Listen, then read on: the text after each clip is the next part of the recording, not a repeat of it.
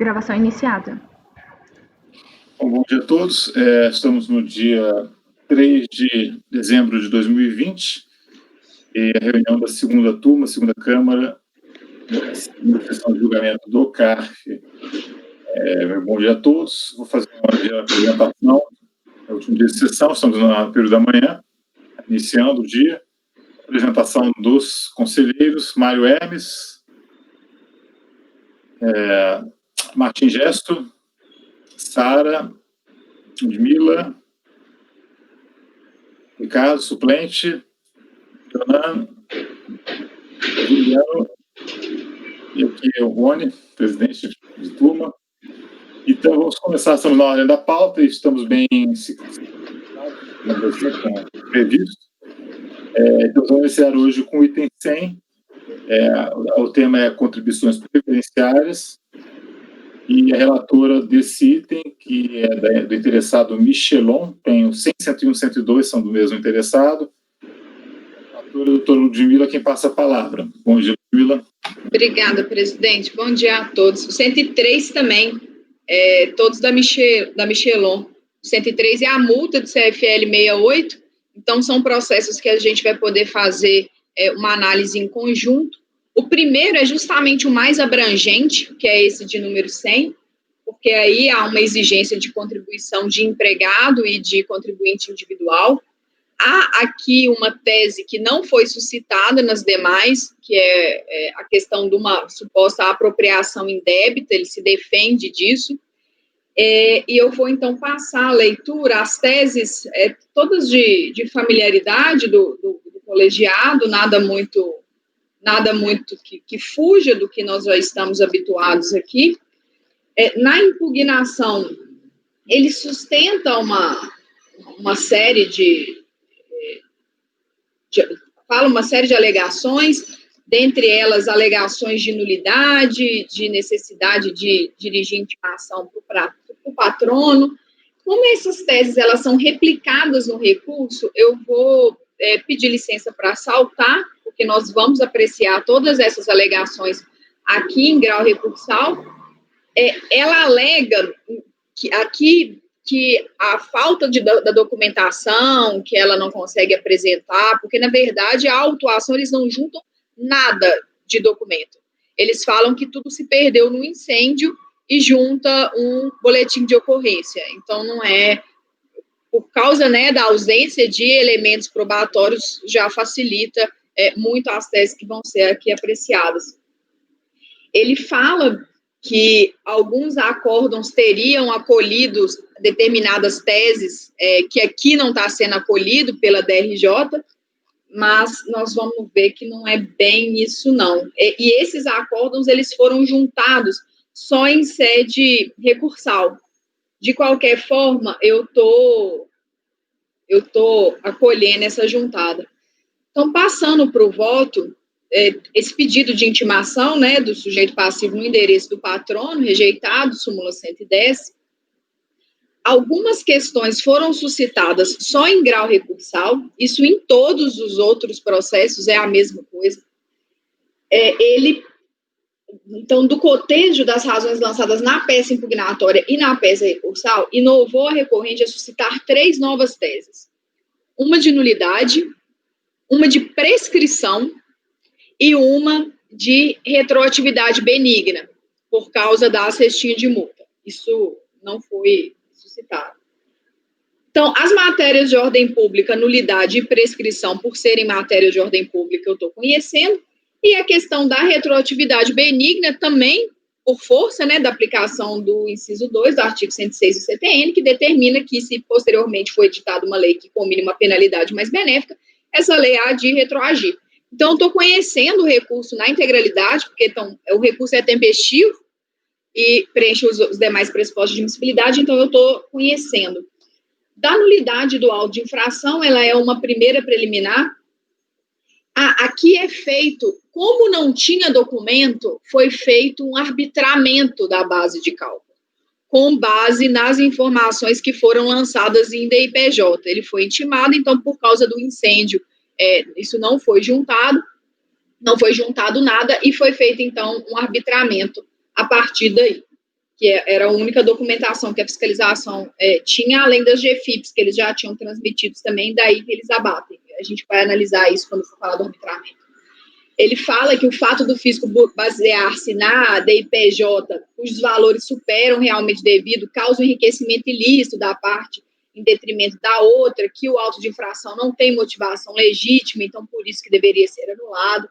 Ele afirma que o simples não fornecimento de informações de documentos requisitados pelo fisco não lhe confere o direito de lançar de ofício quantia que reputar devida, quando possuir em seu banco de dados documentação suficiente. Essa tese está muito ligada à questão da aferição indireta, mas ele trata dessa questão também quando fala da nulidade, então eu abordei aqui.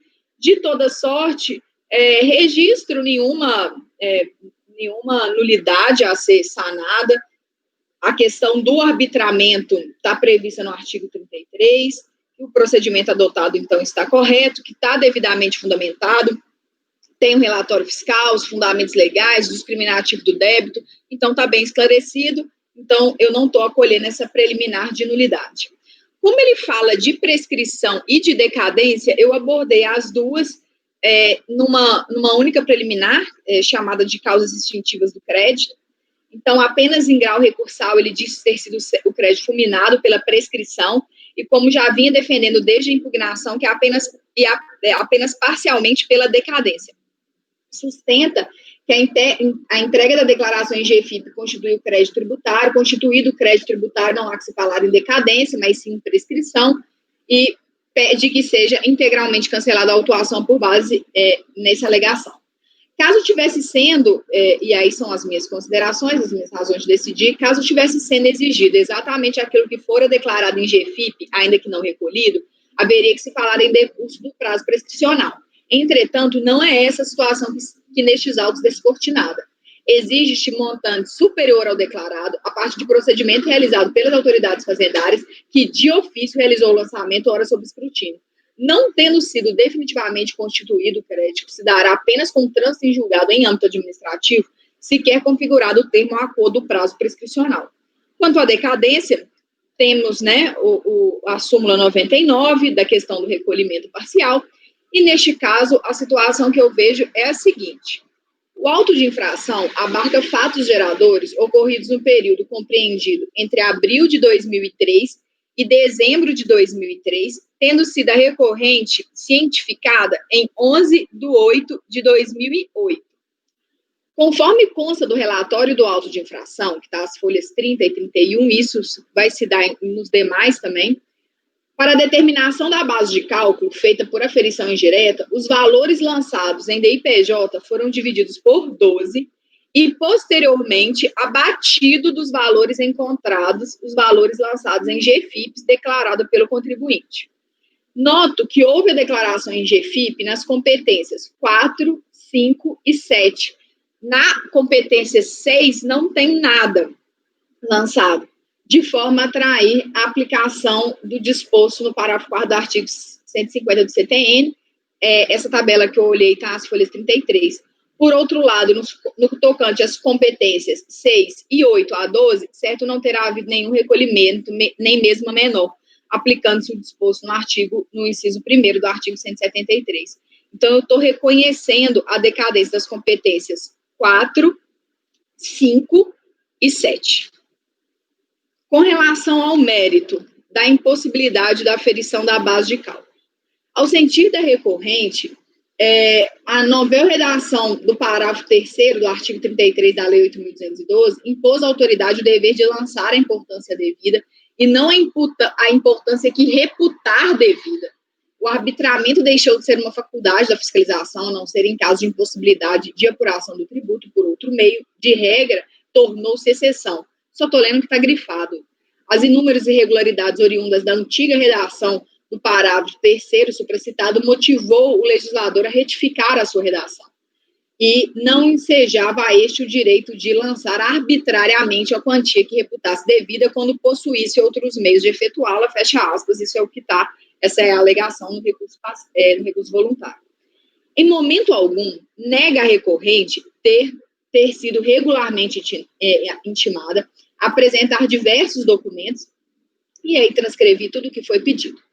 não os apresenta durante o procedimento da fiscalização, tampouco nos autos deste processo administrativo fiscal, sob a alegação de que teria ocorrido um incêndio em seu estabelecimento. Tal suposto acontecimento é irrelevante para fins tributários, não elidindo o dever de apresentação dos documentos que lhe foram solicitados. Seja pela redação original do parágrafo 3º do artigo 33, seja por aquela conferida pela Lei 11.941, certo que, não tendo apresentado o que lhe fora solicitado, cabível o arbitramento por aferição indireta. Conforme item 2 do relatório fiscal, como os valores lançados na DIPJ são anualizados, a fiscalização os dividiu por 12, e aí eu fiz como é que foi feita essa divisão, quais foram os itens e as fichas. A alíquota de 8% devida pelos segurados empregados e as de 11% devida pelos contribuintes individuais foram aplicados conforme disposto no artigo 2021 da 8.212 e demais dispositivos que foram citados no auto de infração, que trata dos fundamentos legais e das rúbricas da contribuição de segurados e contribuinte individual. A mera alegação de que os valores que constam na declaração de informações econômicas e fiscais da pessoa jurídica não correspondem ao salário de contribuição, vez que correspondem à totalidade dos valores pagos aos funcionários, desamparado de qualquer documentação, é incapaz de elidir a aferição indireta da base de cálculo. Então, eu estou rejeitando essa alegação. Essa é a única tese que é suscitada só nestes autos. Nos demais, nós não vamos ver essa alegação. Ele até chega a fazer nos autos da patronal na impugnação, mas abandona a tese em recurso voluntário. A recorrente alega que ele fala que ele não pode ser, estou lendo só o que está destacado, que ele não pode ser responsabilizado pela apropriação indireta, pela apropriação indébita, de valores destinados ao INSS. E aqui ele diz isso amparado em 2 acórdãos prolatados pela DRJ nos processos seguintes que nós vamos analisar, que ele fala que a DRJ tinha reconhecido isso, tinha acolhido esse pleito dele. Em primeiro lugar, os trechos utilizados de acórdãos dos processos de número tal e tal, utilizados para amparar a suposta elisão de sua responsabilidade, foram todos extraídos dos respectivos relatórios, isto é, quando da mera narrativa das alegações formuladas pela ora recorrente. Então, ele tira do relatório, que era só a narrativa da alegação, para dizer que a DRJ estava acolhendo. É um trecho do relatório só, isso não está nas razões de decidir. Ao abordar a responsabilidade da empresa quanto à retenção e ao recolhimento das contribuições devidas pelos segurados empregados e contribuintes individuais, os acórdãos proferidos apenas esclareceram que, abre aspas, relativamente à retenção e recolhimento das contribuições devidas pelos segurados empregados e contribuintes individuais, esta questão não será aqui analisada, pois o presente crédito tributário não contempla a cobrança de contribuições a este título. Mas eu acho que aqui eles acabaram até replicando, como eram processos iguais, eles replicaram o mesmo trecho de outras contribuições que estavam sendo exigidas. Mistério esclarecer ainda que a apropriação indébita tem significado jurídico próprio e constitui um crime previsto no artigo 168-A do Código Penal. No âmbito do processo administrativo fiscal, jamais poderia haver discussão acerca da prática delitiva. Noto que, em sede impugnatória, reconheceu não ter arcado com suas obrigações ao asseverar que, abre aspas, apesar de a legislação vigente determinar a obrigação do contribuinte reter em folha o valor que deve ser pago a título de contribuição, o contribuinte não arcou com este dever. Fecha aspas. Como bem sustentado na decisão recorrida, não pode a impugnante se eximir de suas obrigações, reter e pagar as contribuições previdenciárias devidas relativas aos segurados empregados e contribuinte individual, transferindo tais obrigações aos segurados sob o pretexto de que deixou efetuar a retenção que estava obrigada e, deste modo, não mais caberia a ela a responsabilidade pelo correspondente recolhimento. Então, eu estou rejeitando a alegação. Ele formula ainda uns pedidos subsidiários. Deixa eu ver, eu acho que é aqui que fala de perícia também. Então, de acordo com o disposto no artigo 18, a realização de diligências ou perícias somente terá lugar quando a autoridade entendê-las necessárias, rechaçando as que se considerar prescindíveis ou impraticáveis. Em sede de impugnação, pediu fosse o feito baixado em diligência para que acostadas as GFIPs por ela mesma transmitidas e, diante da recusa, o reitere em sede de recursal, abre aspas, sob pena de inconstitucionalidade do auto de infração e do processo administrativo por afrontar os princípios do devido processo legal, do contraditório, ampla defesa, do acesso às informações, princípios da administração pública previstos na Constituição, fecha aspas, folha 126. Igualmente, vejo como deficiente a juntada da documentação apresentada pela própria recorrente, a qual serviu para que fosse feita a aferição indireta da base de cálculo. E conforme determina o inciso 4 do artigo 16, feito o pedido de realização de diligência ou perícia, devem ser expostos os motivos que justifiquem, o que não vislumbro ter ocorrido no caso em SPEC. Quanto ao, abre aspas, pedido de perícia sobre o auto de infração para que se apure o quanto de beato, fecha aspas, que é uma alegação que só foi feita em grau recursal, além de não ter sido formulada em sede de impugnação, sequer foram formulados quesitos ou indicados peritos, além de, obviamente, né, isso não poder ser feito aqui. Da retroatividade benigna, então, isso foi uma matéria que não estava arguído, mas que é posterior à edição da MP, à impugnação. Então, eu estou determinando aplicar a súmula CARF número 119. Então, ante o exposto, eu dou parcial provimento ao recurso para declarar a decadência das competências 4, 5 e 7, bem como para que seja a multa calculada em estrita observância ao disposto no verbete simular número 119 deste Conselho. É isso, presidente. Ok, pessoal. Não sei se tem dúvidas aí, né? Em aberto, o pessoal está acompanhando. Eu geralmente essa retroatividade, se o contribuinte não pede, eu não dou, mas ao mesmo tempo, se a conselheira acha apropriado, acho que eu não vou polemizar em relação a isso. Acho que... O que, presidente? Estou dizendo que essa retroatividade benigna, Ele pediu. Ah, ele pediu? Pediu. Ah, mas você disse que acabou de dizer que ele não pediu? Ele não pediu na impugnação, mas a edição da MP foi posterior. Ah, não, então tudo bem. Tá. Eu não tô. A gente conversou sobre isso, sobre dade ofício. Eu tinha entendido que ele não tinha pedido aí. Não, ele não pediu lá atrás, mas aqui ele pediu. Tá.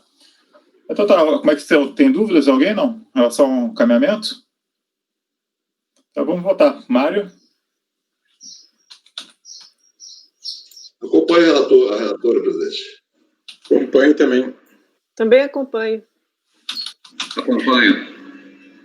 Acompanho também. Acompanho a relatora, presidente. Também acompanho. Então ficou por unanimidade de votos, foi reconhecida a decadência dessas parcelas aí, dessas competências, e foi caminhada o recálculo da multa em conformidade com a súmula CARF 119. Pode passar o item 101, Ludmila.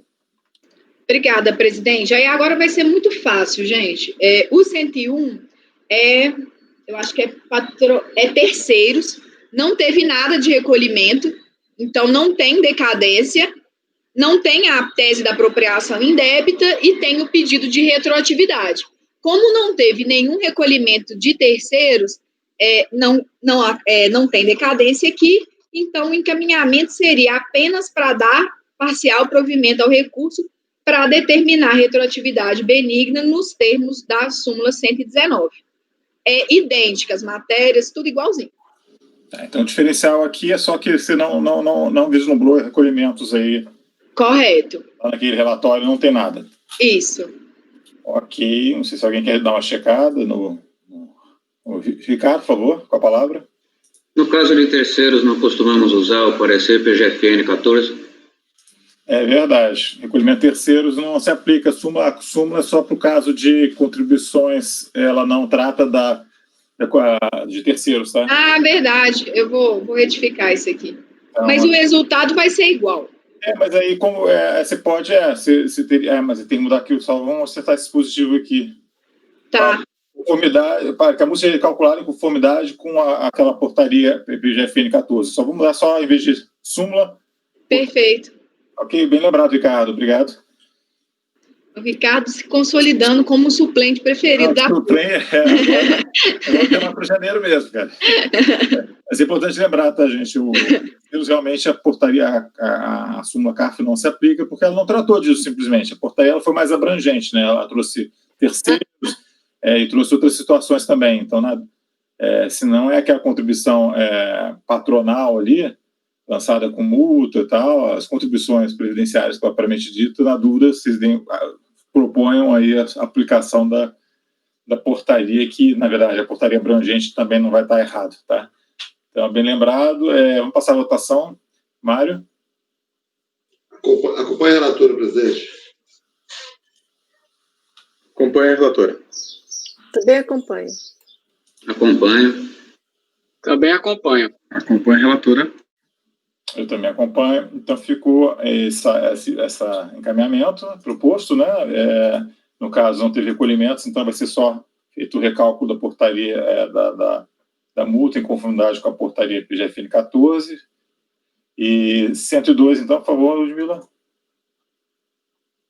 102 é patronal e SAT, assim como no primeiro caso, há um recolhimento a menor. Então, eu vou pedir para ler só a parte da decadência, bem breve. Ai, peraí que eu abri errado, eu abri o 103. 102, só a parte da decadência, eu acho que é até a mesma coisa. Então, os autos de infração, o auto de infração abarca fatos geradores ocorridos no período compreendido entre janeiro de 2003 e dezembro de 2003, tendo sido a recorrente notificada em 1/8/2008. Então, mesma coisa, o relatório, a aferição indireta é igualzinho. Então, eu passo a só anotar o seguinte: noto que houve declaração em GFIP das competências 1 a 5 e 7, que na verdade é igualzinho no caso anterior. Salta a 6 e na 8 também não há. Por outro lado, no tocante às competências 6 e 8 a 12, certo, não terá havido nenhum recolhimento. Então, eu estou reconhecendo, portanto, as decadências das competências de janeiro a maio de 2005 e julho de 2003. É igualzinho o outro. E também dando parcial provimento para que seja aplicada a multa calculada com base na súmula CARF número 119. Ok, senhores. Dúvidas? Com volta, Mário. Acompanhe a relatora, presidente. Acompanho também, presidente. Também acompanho. Acompanho. Acompanho também. Acompanho a relatora, presidente. Então, ficou também aí declarar a decadência dessas competências e a aplicação da multa em conformidade, né, com a súmula CAR 119. E o 103, por favor.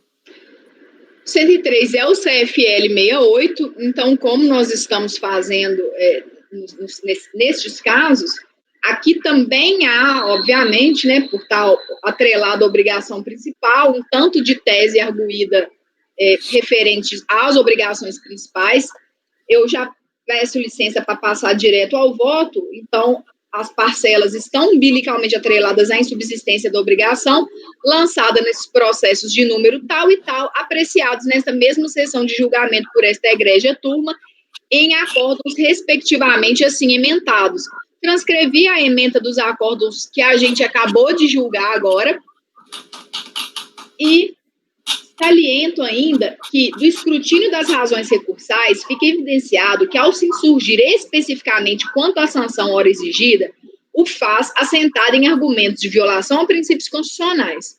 Genericamente, afirma haver violação a mandamentos nucleares da ampla defesa, contraditório e, em larga medida, dister a multa caris confiscatória. Toda argumentação esbarra no verbete simular de número 2, e fiz as anotações do que eu acho lá da confiscatoriedade, passo a análise da única tese que permaneceu incólume, que é a da decadência.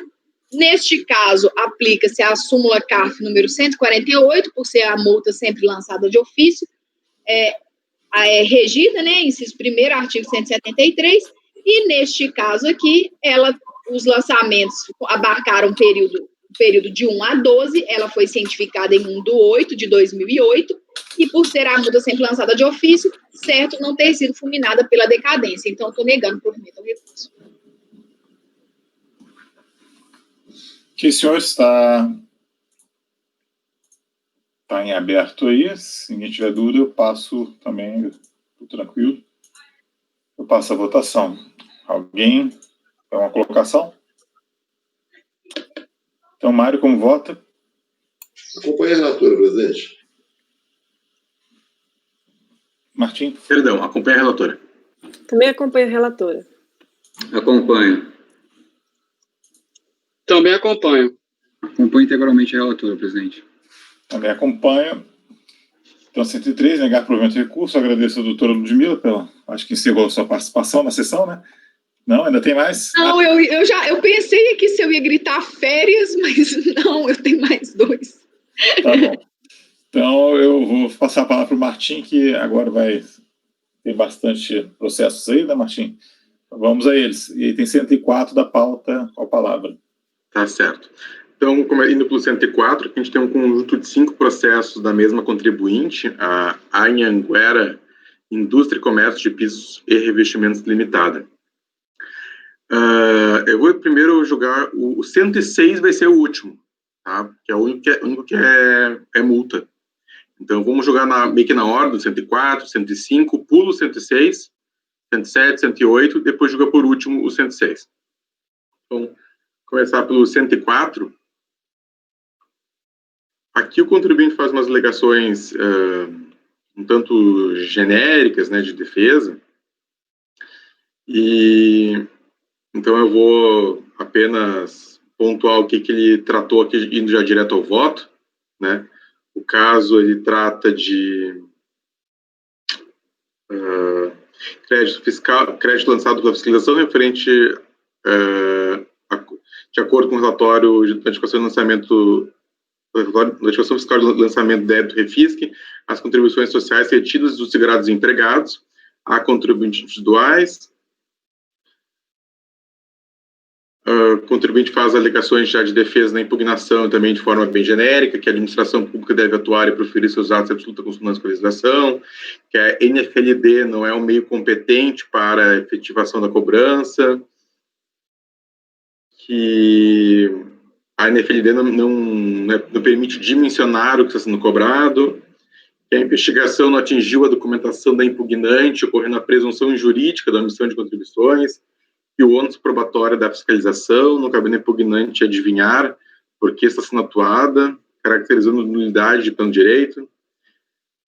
Ele traz uma insurgência em relação ao SAT, na impugnação, que neste caso ele já não traz no recurso, porque a DRJ já disse que não tem SAT nenhum aqui é parte empregado. Fala da multa confiscatória, que é ser abusiva, inserido na CDA, nem teria uma CDA ainda aqui, e pede anulação da NFLD no final. Então, são alegações bem genéricas, ele não entra no mérito em si da autuação, né? Então, só vai em questões superficiais de nulidade da NFLD, porque a NFLD não é um meio adequado, eu faço a transcrição aqui das normas, também do entendimento da RJ sobre o caso, demonstrando que a NFLD, ao contrário que entende contribuinte, constitui meio competente para o lançamento das contribuições. Quanto ao tópico de cerceamento de defesa, eu rejeito, por dizer que a fiscalização forneceu ao contribuinte todos os elementos necessários para ele fazer a sua defesa. Então, entendo que ele possui informações e subsídios suficientes para identificar os valores cobrados, os fatos geradores, as bases de cálculos, os seus empregados e contribuintes que prestaram serviços, fundamentos legais a fim de produzir a sua peça de defesa. Quanto ao ônus probatório que postula a inversão, eu entendo que não cabe, né? Cabe ao contribuinte provar as acusações da autoridade lançadora, né? Cito o dispositivo do CPC e também da Lei 9784. E também alegações de inconstitucionalidade, ele faz ao longo do texto algumas, né, cita diversos princípios constitucionais, também trata do caráter confiscatório da multa, e também, quanto aos juros de mora e a taxa Selic, ele faz lá, acho que, se não me engano, são 2 tópicos. Um, ele fala dos juros de mora não poder ser maior que 1%, em outro tópico ele fala da impossibilidade de aplicação da taxa Selic. Então, eu juntei isso num tópico só, em razão da súmula CARF número 4, e é disposto o voto por negar o provimento ao recurso. Na verdade,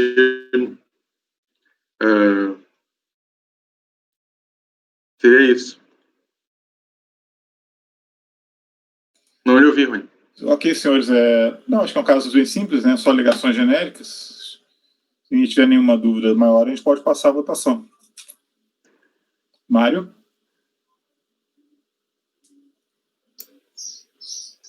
Acompanho o relator, presidente. Também acompanho. Eu também acompanho. Acompanho. Acompanho também. Acompanha o relator, presidente.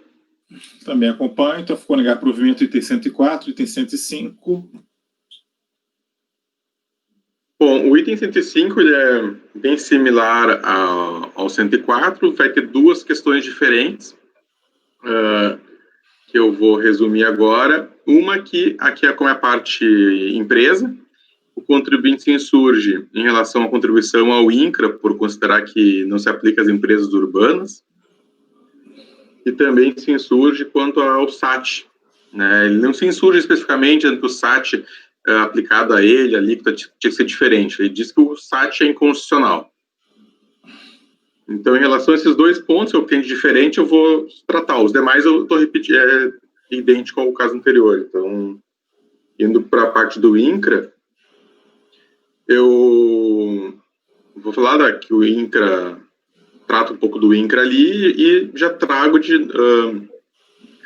explico o que é o INCRA, né, da sua finalidade assistencial, e cito um acordo do conselheiro Leonan, da sessão de 6 de outubro de 2020, que tratou da questão do INCRA. Eu transcrevo o voto do conselheiro Leonan aqui, que foi uma decisão unânime, né, que o conselheiro Leonan, ele cita decisões do STJ a respeito, e também fala que sobre a ótica constitucional tem o tema 495 no STF. Então, eu adoto como razões de decidir, inclusive, né, o que o conselheiro Leonan votou, até porque foi uma decisão que eu participei, foi uma decisão unânime dessa turma. Então, não entendo que... e também, em relação às alegações de inconstitucionalidade que o contribuinte faz em relação ao INCRA, também se aplica a súmula 2. Quanto ao SAT, a contribuinte faz questionamentos formulados em relação à contribuição devida para o financiamento dos benefícios concedidos em razão do grau de incidência de capacidade laborativa decorrente do riscos eventuais de trabalho. A legislação de regência assim termina. Eu transcrevo o artigo 212, no artigo 22, inciso 2, a linhas A, B, C. Também o decreto 3.048. Eu explico que o SAT, como é que ele funciona, né, que você considera atividade preponderante da empresa. Também tem a alíquota está de acordo com o anexo 5, que explica que é a atividade como preponderante, e que conforme a súmula CARF número 2, já referida em outros momentos do julgado, né, o CARF é competente para se pronunciar sobre a inconstitucionalidade de lei tributária, de modo que não ficam prejudicadas as arguições de inconstitucionalidade pela contribuinte a respeito do SAT. Portanto, não tendo o contribuinte demonstrado qualquer mácula do lançamento quanto ao SAT, entendo que não merece provimento o recurso nesse tocante. Novamente, ele não diz, aplicar no 3% era para ser 2%. Ele não diz isso, ele diz, o SAT é indevido, o SAT é inconstitucional. É uma alegação que ele teria que ter feito ao Supremo. E seria isso que tem de diferente, o resto é tudo igual, multa, Selic, alegações de constitucionalidade. Então, eu encaminho meu voto por negar o provimento ao recurso. Ok, passar a votação, então. Sempre com algum colega, né, a gente está fazendo uma votação célere, porque são questões já pacíficas no colegiado, e o caso não apresenta nenhuma peculiaridade de fato aí que esteja chamando a...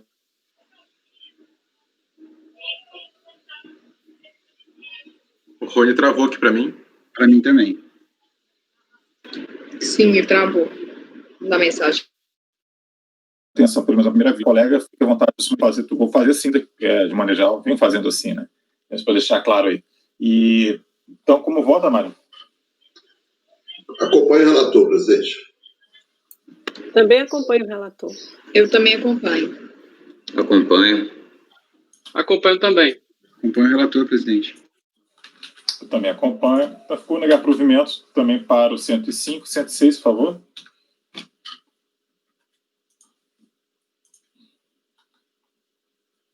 Está sem microfone, Marte. Obrigado, Juliano.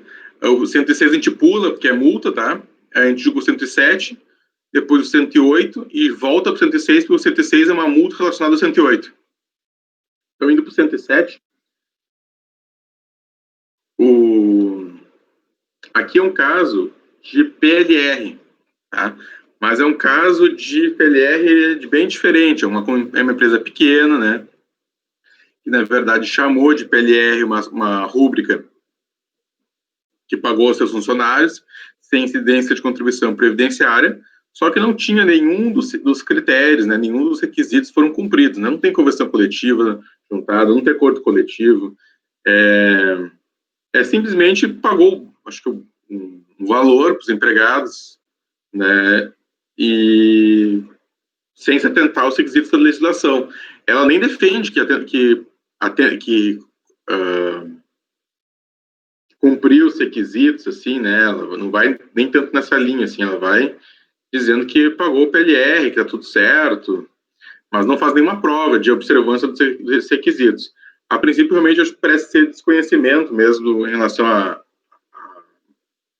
como se opera um PLR, né, que tem que ter acordo coletivo, convenção coletiva, e aqui seria um PLR pagos a, acho que, se não me engano, poucos empregados, talvez uns 6, não vou afirmar para não cometer uma inverdade, mas seria assim, alguns empregados receberam esse PLR e sem nenhuma observância, não há nenhuma prova das alegações. Vocês podem ver até que o recurso voluntário está as folhas 119 a 135, ou seja, não tem uma farta prova juntada aqui no processo, é um processo bem pequeno.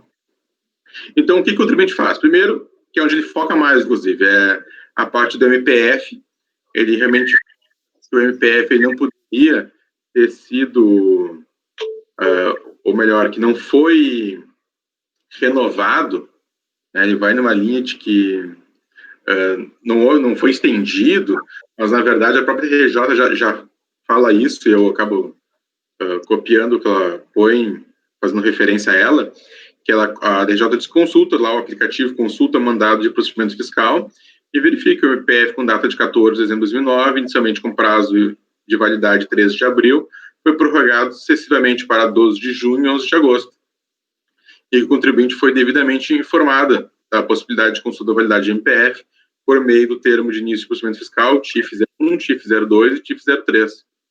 Então, está presente os requisitos legais da notificação, existindo ato lavrado por pessoa incompetente, descabida a arguição de nulidade do feito. Basicamente, o foco é PLR do recurso, depois faz as alegações do MPF, perdão, depois faz as alegações do PLR, como já expliquei, o PLR foi feito fora do que prevê a legislação, razão pela qual não merece provimento do recurso nesse tocante. No tocante à argumentação de que a cobrança de crédito de vista de PLR já é objeto de cobrança nos demais autos de infração, o que gera duplicidade da cobrança, a mesma é totalmente improcedente, na verdade, conforme já referido pela instância julgadora ACO, os autos de infração lavrados pela mesma ação fiscal referem-se a partes distintas da contribuição social devida, empresas, seguradas e terceiros, bem como a diferentes períodos de lançamento, conforme discriminado no relatório fiscal. Aqui ele faz uma alegação de, não, o PLR já está nos outros processos, que seria o que a gente acabou de julgar, mas lá não tem PLR, foi dividido. A alegação de constitucionalidade de caráter consultório da multa, igual ao caso anterior, eu afasto. Aqui só vai ter contra a taxa Selic também, eu aplico a súmula CARF número 4. Também, em relação à multa, o contribuinte entende que a multa ele se confunde. O que acontece, tá? Aqui a gente vai ver que tem dois processos de PLR, o de agora, que é o 108, 107, e depois vai ter o 108. Esse aqui já é na Lei 9 de 2009, a questão da multa, depois da MP. Então, o relatório fiscal, ele trata dos dois casos. Ele trata assim, para os fatos geradores anteriores a 2007, a 2009, eu estou aplicando a multa tal. Em relação aos fatos geradores posteriores a 2009, eu estou aplicando a multa de ofício de 75%, conforme lei nova. Então, no relatório fiscal, ele que é um relatório só para os dois casos, ele trata tanto da multa de 26% quanto da multa de 75%. E o contribuinte acaba entendendo que as duas multas foram aplicadas, mas na verdade não. Somente a multa 75% foi aplicada neste processo, tá? É só olhar o lançamento que dá para entender. Tanto é que ele faz referência ao item 21 do relatório fiscal, e na verdade a resposta está no item 22 do relatório fiscal. Mas por fim, e também tem a repressão fiscal para fins penais, ele faz lá uma linha solta no final do caso, dizendo que não pode ser feita a repressão fiscal para fins penais. Eu aplico a súmula no CAP número 28, e ademais a DRJ de origem já esclareceu que o presente processo não foi objeto de repressão fiscal para fins penais. Então ele pede algo até que não caberia. Então são improcedentes as alegações dele, antes posto, voto por negar provimento ao recurso.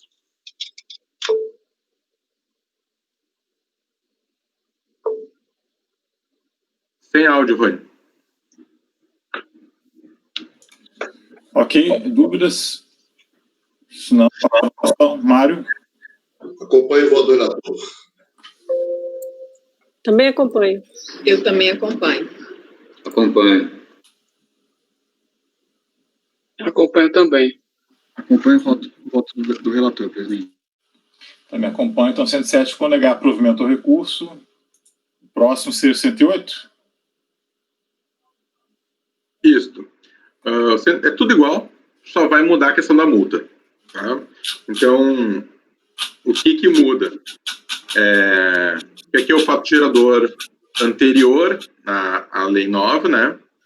Então, e no item multa, a penúltima página, importa esclarecer que para o período que foi utilizada a legislação antiga, no tocante à aplicação da multa sobre o débito, a retroatividade benéfica da lei prevista no artigo 106.2c do CTN deverá ser observada posteriormente, comparando-se à multa prevista na legislação do MP 449, somada à multa por descumprimento de obrigação acessória, e todos os fatos geradores de contribuições preferenciárias em guia de acolhimento de FGTS e informações de EFIP, com multa de acordo com a sendo introduzida pela MP 449, observando os critérios da multa mais benéfica para o autuado.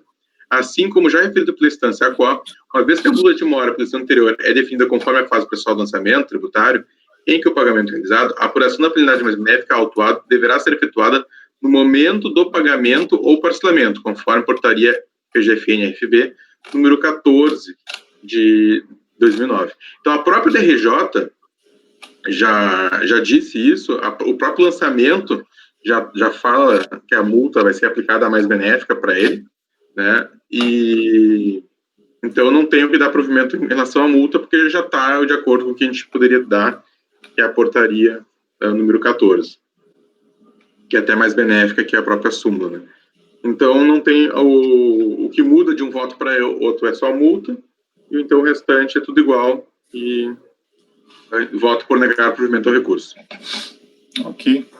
Só até para a Sara aí, né, Sara? A gente, além de ter patronal, terceiro, esses autos de infração antigos tinham patronal, terceiros, segurados, um monte de obrigação acessória, e não bastasse se pegasse esse período de transição de legislação da multa, eles lavravam 2 autos diferentes porque como pegava, a multa era calculada de uma maneira diferente nesse período aí de 2007, 2008, 2009, né, dependendo do período que abrangia, às vezes eles faziam mais de um auto só para contribuição patronal, faziam 2 autos, assim, então ficava um manancial de autos aí que hoje em dia se consolida tudo num processo só, né, mas eram os hábitos previdenciários. Enfim, apenas para esclarecimento, então como vota, se ninguém tiver dúvida, Mário? Acompanho o relator. Também acompanho. Eu também acompanho. Acompanho. Também acompanho. Acompanho o relator, presidente. Também acompanho. Então, ficou 108 negar provimento, passar o 106, então.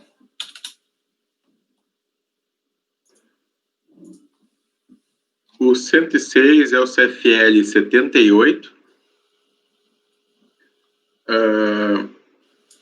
que se relaciona a esses processos aqui, né? E que seria a infração à empresa... A infração aqui... Descumprimento da obrigação acessória... É aquela que substituiu o 68, né? O vídeo posterior, né? Isso, que acho que apresentar informações incorretas em GFIP, eu acho, né? Bom, o presente auto de infração refere-se à multa aplicada no cumprimento de negociação acessória em razão do contribuinte apresentar GFIP com informações incorretas ou omissas. As argumentações autuadas no sentido de não prorrogação do MPF nos prazos estabelecidos pela portaria 11.371 também não procedem. Eu explico aqui que o MPF ele foi prorrogado, conforme os outros casos, ele repete as alegações do MPF.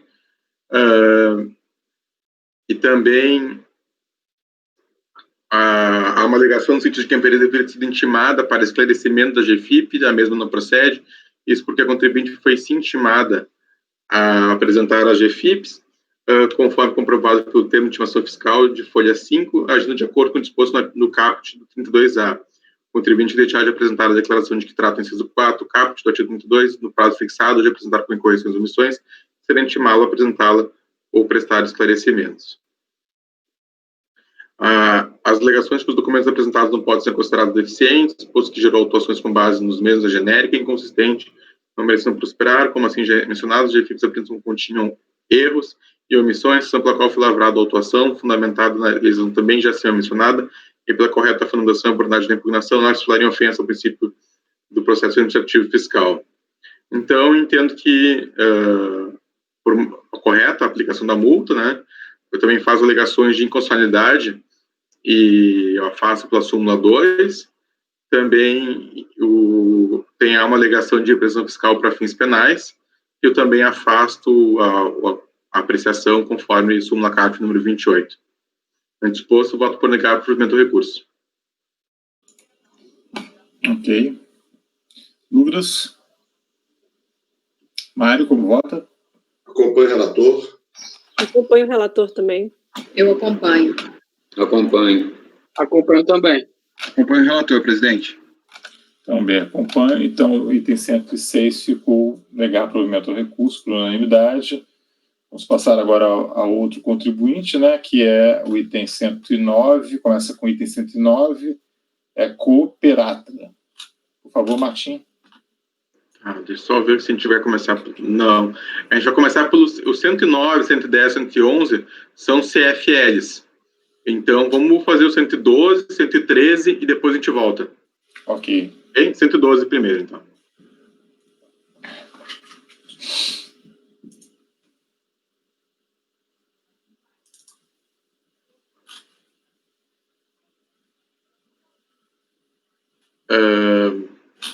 Aqui, esse caso, é um caso de uma cooperativa de trabalho que fazia cessão de mão de obra entre 97 e 98, e a fiscalização entendeu, pelas provas que não foram apresentadas a ela, tem diversos requisitos para se enquadrar nessa...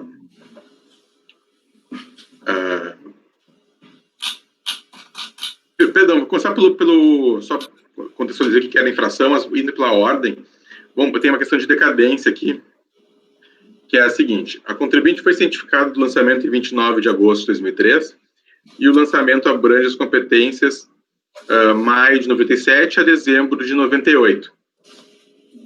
A decisão de piso, ela rejeitou a alegação sobre o fundamento do prazo decadencial ser decenal. A contribuinte apresentou recurso alegando decadência quinquenal, com razão em parte recorrente. Após a interposição do seu recurso, foi aprovado o súmula vinculante número 8. Então, é necessário verificar se a contagem é por 150, parágrafo 4º ou 731.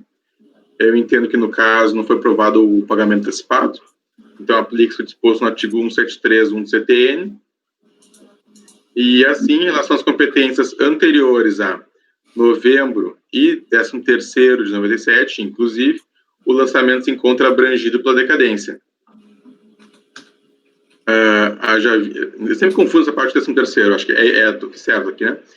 O lançamento se encontra abrangido pela decadência. Haja visto que a contribuinte teve ciência do lançamento em 29 de agosto de 2003 e o prazo para lançamento em relação a tais competências findou em 31 de 12 de 2002.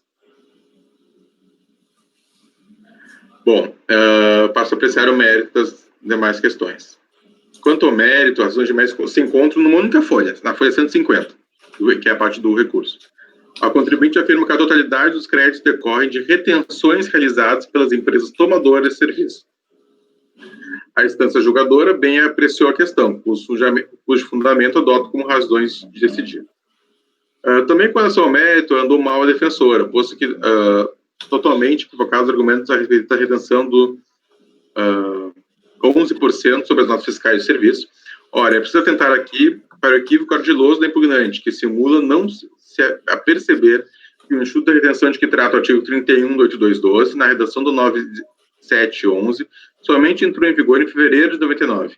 Dessa forma, considerando que o período objeto da notificação da FLD é de maio de 97 a dezembro de 98, não há que se falar em retenção ou mesmo em contribuição recolhida em decorrência da retenção de 11%, incidente sobre o bruto das notas fiscais ou fatura da prestação de serviço. O certo é que o presente funcionamento fiscal não contempla qualquer contribuição decorrente da retenção de 11% acima citada, o que torna imprestáveis os argumentos apresentados para elidir o crédito tributário aqui constituído. Então, por essas razões, o lançamento trata de contribuição previdenciária a cargo da cooperativa de trabalho, sem sua remuneração paga ou creditada, pagos aos serviços que lhe se prestam, em vínculos empregatícios, segurados empresários, trabalhadores, autônomos, bem como sobre todas as importâncias distribuídas ou creditadas aos seus cooperados, a título de remuneração ou retribuição pelos serviços prestados às pessoas jurídicas por intermédio delas, tendo a contribuinte apresentado fundamentação diversa para impugnar o lançamento, mantendo tal fundamento em seu recurso.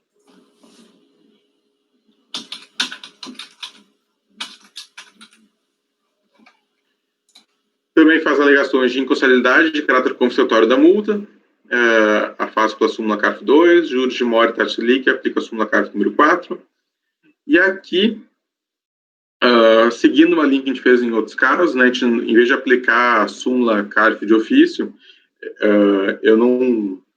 a gente não dou provimento ao recurso, né, em relação a esse ponto, mas eu ponho ao final, quando o contribuinte não pede nada, apenas aquela observação que na execução do julgado ser aplicada a portaria conjunta PGFN-RFB número 14, né, que eu copio o texto de outros acordos que essa turma já julgou. Conclusão. Antes posto, voto por dar parcial provimento ao recurso para reconhecer a decadência das competências anteriores a novembro de 97 e 13º de 97, inclusive.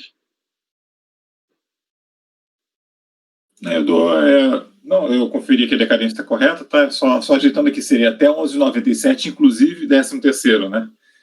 Mas aí eu altero aqui, isso aí depois a gente vê na ata, tá? Eu vou depois pesquisar. Alguém tem alguma dúvida? Não?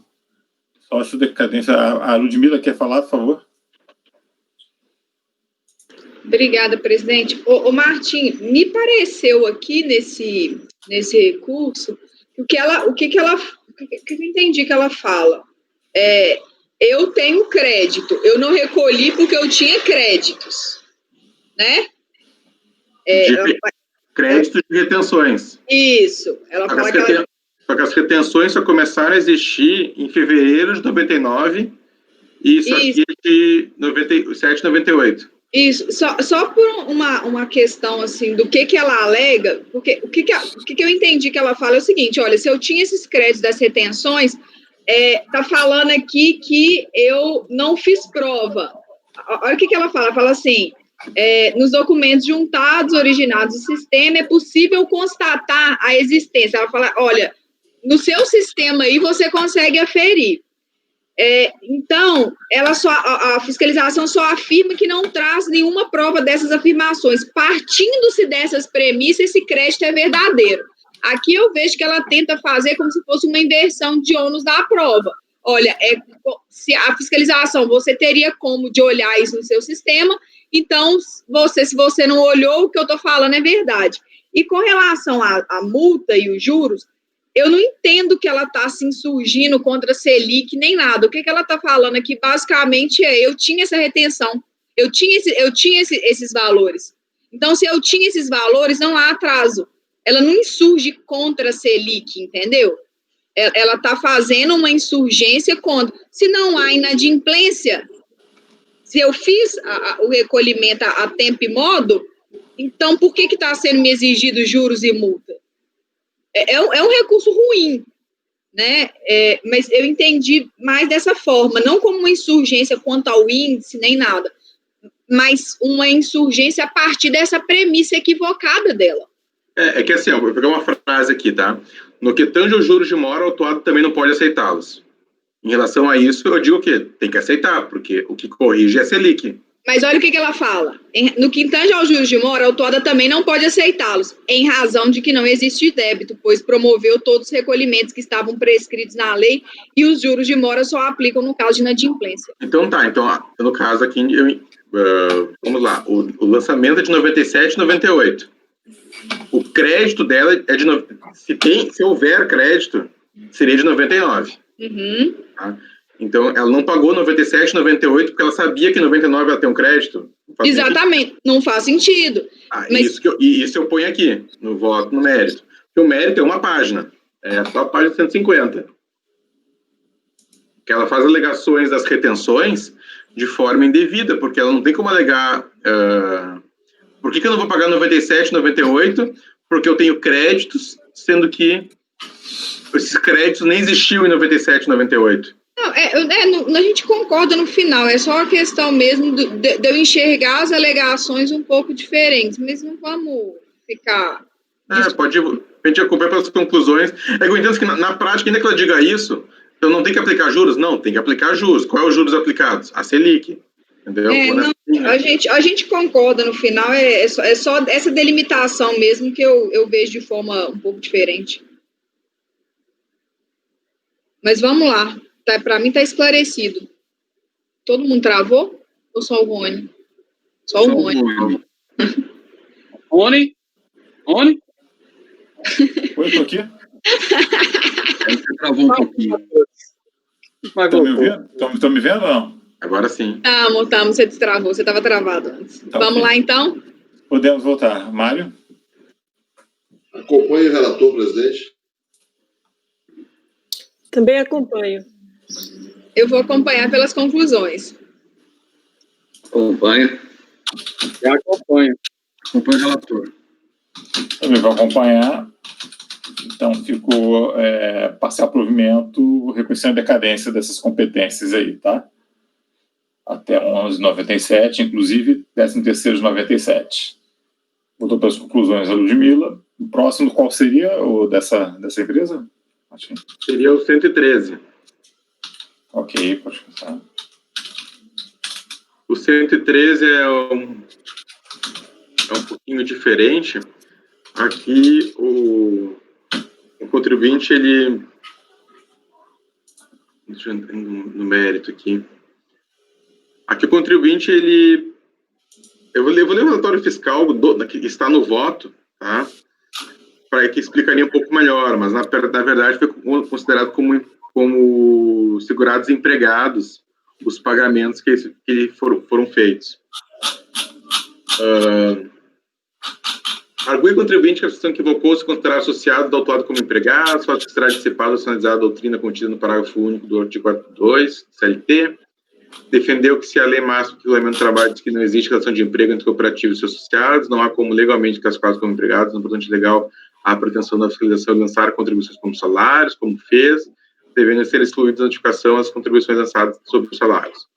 Conforme referido pela instância jogadora a qual, o trabalhador associado à cooperativa de trabalho será enquadrado por previdência social na qualidade de contribuinte individual, desde que, nessa condição, preste serviço a pessoas físicas e jurídicas por intermédio da cooperativa. Contudo, no caso, a autoridade fiscalizadora no desempenho de suas atribuições legais, embora não tenha competência para demandar o reconhecimento do vínculo empregatício, pode, legitimamente, tributar os efeitos econômicos correntes de uma oculta, porém efetiva relação de emprego, devendo o auditor fiscal examinar minuciosamente o contrato celebrado entre as partes para, inteirando-se do seu conteúdo, poder determinar a sua natureza e comparando com a realidade dos fatos, descaracterizando, se for o caso, para configurar uma relação de emprego ou a filiação do segurado da Previdência Social na categoria a qual pertence. Por oportuno, transcrevo o trecho do relatório fiscal especificamente ao que consta na folha 41 dos autos. A cooperativa não apresentou GFIP de todo o período, não elaborou, nem apresentou folha de pagamentos. Só comentar aqui. Não elaborou folha de pagamentos distintos para por turmador de serviço, não registrou em seu contrato ajustabilidade do valor da retribuição efetuada aos cooperados decorrente de serviços prestados a pessoas físicas, separadamente da retribuição decorrente de serviços prestados a pessoas jurídicas, conforme o artigo 32.212, acumulado com o artigo 225, parágrafo 13, inciso 2 do Regulamento da Previdência Social, valor do decreto 3.048, motivo pelo qual foi atuado no termo do artigo 32 supra, acumulado com o artigo 31, parágrafo 4 da Lei 822 de 91.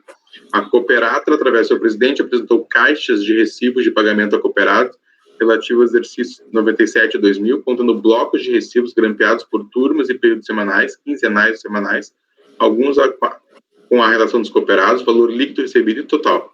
Outros apenas com fita de soma de valores pagos. Muitos apenas grampeados, sem discriminativos ou atualizações. E também recibos avulsos, até sem número de turma. Verificamos também que estavam faltando recibos até 99, dada a impossibilidade de batimento entre a soma de alguns meses por amostragem e totais registrados na contabilidade. O artigo 1º, item 2, da Lei Complementar 34, em vigor até fevereiro de 2000, determina quanto ao recolhimento das contribuições previdenciárias. A cargo das cooperativas de trabalho, pelo valor de 15% total das importâncias pagas, serviços acreditados aos cooperados de título de remuneração e atribuição por serviço que presta a pessoas jurídicas por intermédio delas. Tendo em vista a impossibilidade de definir quais trabalhadores prestaram serviços a pessoas físicas e quais fizeram para pessoas jurídicas, como se observa nos recibos anexos, onde consta em qual turma o cooperado trabalhou, mas não menciona o contratante, a qual contrato se refere a essa turma, a qual cooperativo deixou de emitir as folhas de pagamento pelo turno do serviço, tomamos como base de cálculo os valores contidos, contabilizados pela mesma. A cooperativa custou todas as remunerações pelo valor líquido somente na conta tal, custo de despesas, despesas operacionais na conta tal, e assim vai falando no resto do lançamento como é que foi feita a apuração dos valores. Deste modo, para algum merece o oferecimento da profissionalização que mais não fez, que agir em conformidade com a legislação pertinente em vigor, caracterizando os prestadores de serviços, ora examinados, cooperados, como segurados obrigatórios da Previdência Social, na qualidade de segurados empregados na Cooperatra, nos termos da letra A, inciso 1 do artigo 12 de 91, exigindo nas condições as contribuições previdenciárias devidas. Também não merece guarida os argumentos a respeito da retenção sobre as notas fiscais de serviço, sendo equivocada, inclusive, a alegação do contribuinte que seus supostos créditos não estariam registrados no sistema de arrecadação do INSS. Por oportuno, reportam o meu julgamento de julgador as quais adoto como razões de decidir. Note-se que todos os recolhimentos existentes no período abrangido pela NFLD, janeiro de 99 a outubro de 2000, encontram devidamente registrados na conta corrente da empresa, conforme documentos folhas 223 e 225, no documento este, aliás, originário do sistema de arrecadação do TAPREV e deste instituto. É evidente que não se pode atribuir crédito a quem não os possui, como ocorre em relação às competências de 99, 2000 e 2000, janeiro, julho e outubro. Na verdade, se houvesse a impugnante dedicado um pouco mais de atenção aos diversos fatores que acompanharam o procedimento fiscal, por certo, notaria que os recolhimentos efetuados pela empresa, observados sempre do período objeto dessa notificação fiscal, foram devidamente considerados na apuração do presente crédito previdenciário. Consulte, a exemplo, o discriminativo analítico, TAG de folhas 8 a 10, levantamento FPC e INSS sobre remuneração cooperativa, PERGFIP, onde foram aproveitados, deduzidos, grande parte dos recolhimentos existentes no conta corrente da impugnante, não havendo, portanto, qualquer fundamento em suas alegações. Também não existe razão recorrente quanto à arguição de inconstitucionalidade das contribuições cobradas através desse lançamento, uma vez que a declaração de constitucionalidade dos atos normativos é prerrogativa do Poder Judiciário, então eu vou citar a súmula carta número 2, também descabe a apreciação da alegação de caráter confiscatório da multa, por tal razão. Quanto aos juros, entendo que se aplica o caso da taxa Selic, então, em relação aos juros, entendo que não tem como ter discussão. E em relação, eu vou negar provimento do recurso e faço aquela observação que da portaria conjunta PGFN-FB número 14, de 2009, para que quando a execução do julgado se aplique a multa mais benéfica. É como voto, presidente. Ok. Na verdade, a gente vamos falar a realidade, né? A gente sabe que esses autos mais antigos aí era a análise da fiscalização geralmente não era muito boa no sentido de qualificar isso aí como vínculo empregatício, ficava muito em cima de lançamentos contábeis, né? Acho que não poderia ser lançado como contribuinte individual. Isso aqui, aparentemente, eram servidores administrativos, né, Martim? Pelo que eu entendi aqui. Assim, pelo que se percebe, a contribuinte foi intimada para entregar os documentos, veio um monte de caixa lá, tudo desorganizado, que não comprovava nada, e então ele não considerou, como não sabia dizer qual foi o serviço foram prestados, perdão, para a pessoa jurídica, e quais serviços foram prestados para pessoas físicas, né, pelos cooperados, na verdade, considerou-se, então, na verdade, que isso aqui não é um serviço de uma cooperativa, eles são teus empregados, porque para ser uma cooperativa tu tem que ter esse controle, né, conforme a legislação previa na época, para poder, porque se for pessoa jurídica, tu tem um tributo, inclusive foi julgado inconstitucional pelo STF. Então, como tem regras diferentes, se for um serviço para pessoa jurídica ou pessoa física, por não haver esse controle, foi considerado que deviam ser tributados como se fossem segurados empregados. A minha questão mais assim, que nessa situação, geralmente, aí, o que poderia ser a primeira autuação mais cabível seria como contribuinte individual, né? Não como segurado empregado, parece, né? Entende? Tipo assim, é um prestador de serviço, tá, ele prestou serviço para você, não é cooperado, mas ele pode ser um prestador de serviço autônomo. Por que empregado propriamente? Empregado aí teria de ter comprovado aí um vínculo de subordinação, né? Alguma coisa mais específica. Ou, né? Pelo menos se esboçar. Doutor Rony, o relator disse que está sem energia elétrica. Acabou, ele está travado aí. O provedor dele deve demorar um pouquinho. Eu sugiro vocês darem uma olhada aí, né? Que eu acho que é um pouco. Não tem, me parece, né? Essas autuações antigas eram complicadas mesmo, tá? Tipo, aquele que eu dou da semana, da sessão anterior, a gente pegou um caso meu aí, que eram uns técnicos, né, de futebol do clube, então foi ontem de tarde, né? Tá, acho que houve aí, tinha um pouco de senso ali, né? Os técnicos têm que obedecer horário e tal, e coordenar. Mas aqui não tem nenhuma, me parece, acho que tem que olhar o relatório fiscal, mas a tese do tem que olhar o relatório. A princípio, o que foi apontado simplesmente que não dá para distinguir pessoa física e pessoa jurídica, então essas pessoas físicas não são cooperadas. Então, não sendo cooperadas, necessariamente vai ser empregado. Aí eu acho que é um salto argumentativo aí que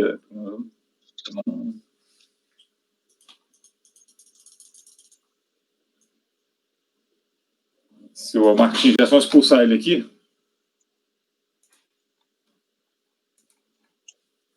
Expulsei já. Deixa eu ver aqui que estou falando. O relatório fiscal está nas folhas. Eu não numerei aqui. 36. Estou cansado, acho que vale a pena dar uma olhada, gente, porque também é uma situação muito fora de. Oi, Martim. Liga o microfone. Perdão, eu vou conseguir voltar, mas pelo celular, porque o modem não ligou ainda. Acho que agora que está conectando. Faltou energia, né? Capaz aqui também vai faltar daqui a pouco, aqui, que está esquisito aqui em Porto Alegre. Meu questionamento, Martim, é mais assim. Opa. Não ouvi isso. Você está sem imagem. Ué? Um outro Martim aqui, tem 2 Martins, qual deles? Aí complicou. Tem o clone aqui. Não, agora eu vou me expulsar aqui. Eu saí, eu acho. Já te expulsei, já. Eu não sei qual. Correu o risco de expulsar o original, aí vai ser aqueles filmes, né, de ficção científica. Você vai matando, não sabe qual que é o. Eu não tenho questionamento, Rony. Qual seria? Eu estava explicando. É o seguinte, tudo bem. A minha impressão é o seguinte, tudo bem. Não é cooperado, tá? A fiscalização entendeu que não tinha prova de que era cooperado por causa da situação desses lançamentos, não foi prova. Mas para enquadrar, aí, na verdade, poderia ter lançado ou como contribuinte individual ou como empregado. Para lançar como empregado, eu acho que tem que ter alguma justificativa no sentido de que existe um vínculo de subordinação. Aliás, isso aí é tradicional aqui na jurisprudência do CARF, né? Da própria natureza de uma relação de vínculo empregatício, haver alguma subordinação. Eu queria saber se está presente essa caracterização no relatório fiscal ou não. Porque, às vezes, eles é antigo isso aí, né? Não sei se com base unicamente em lançamentos contábeis daria para chegar e ser efetuado esse lançamento nessas consideração de que é um vínculo empregatício, sabe? Realmente eu acho bastante complicado isso. Mas eu não sei se tem alegação nesse sentido no recurso também, né?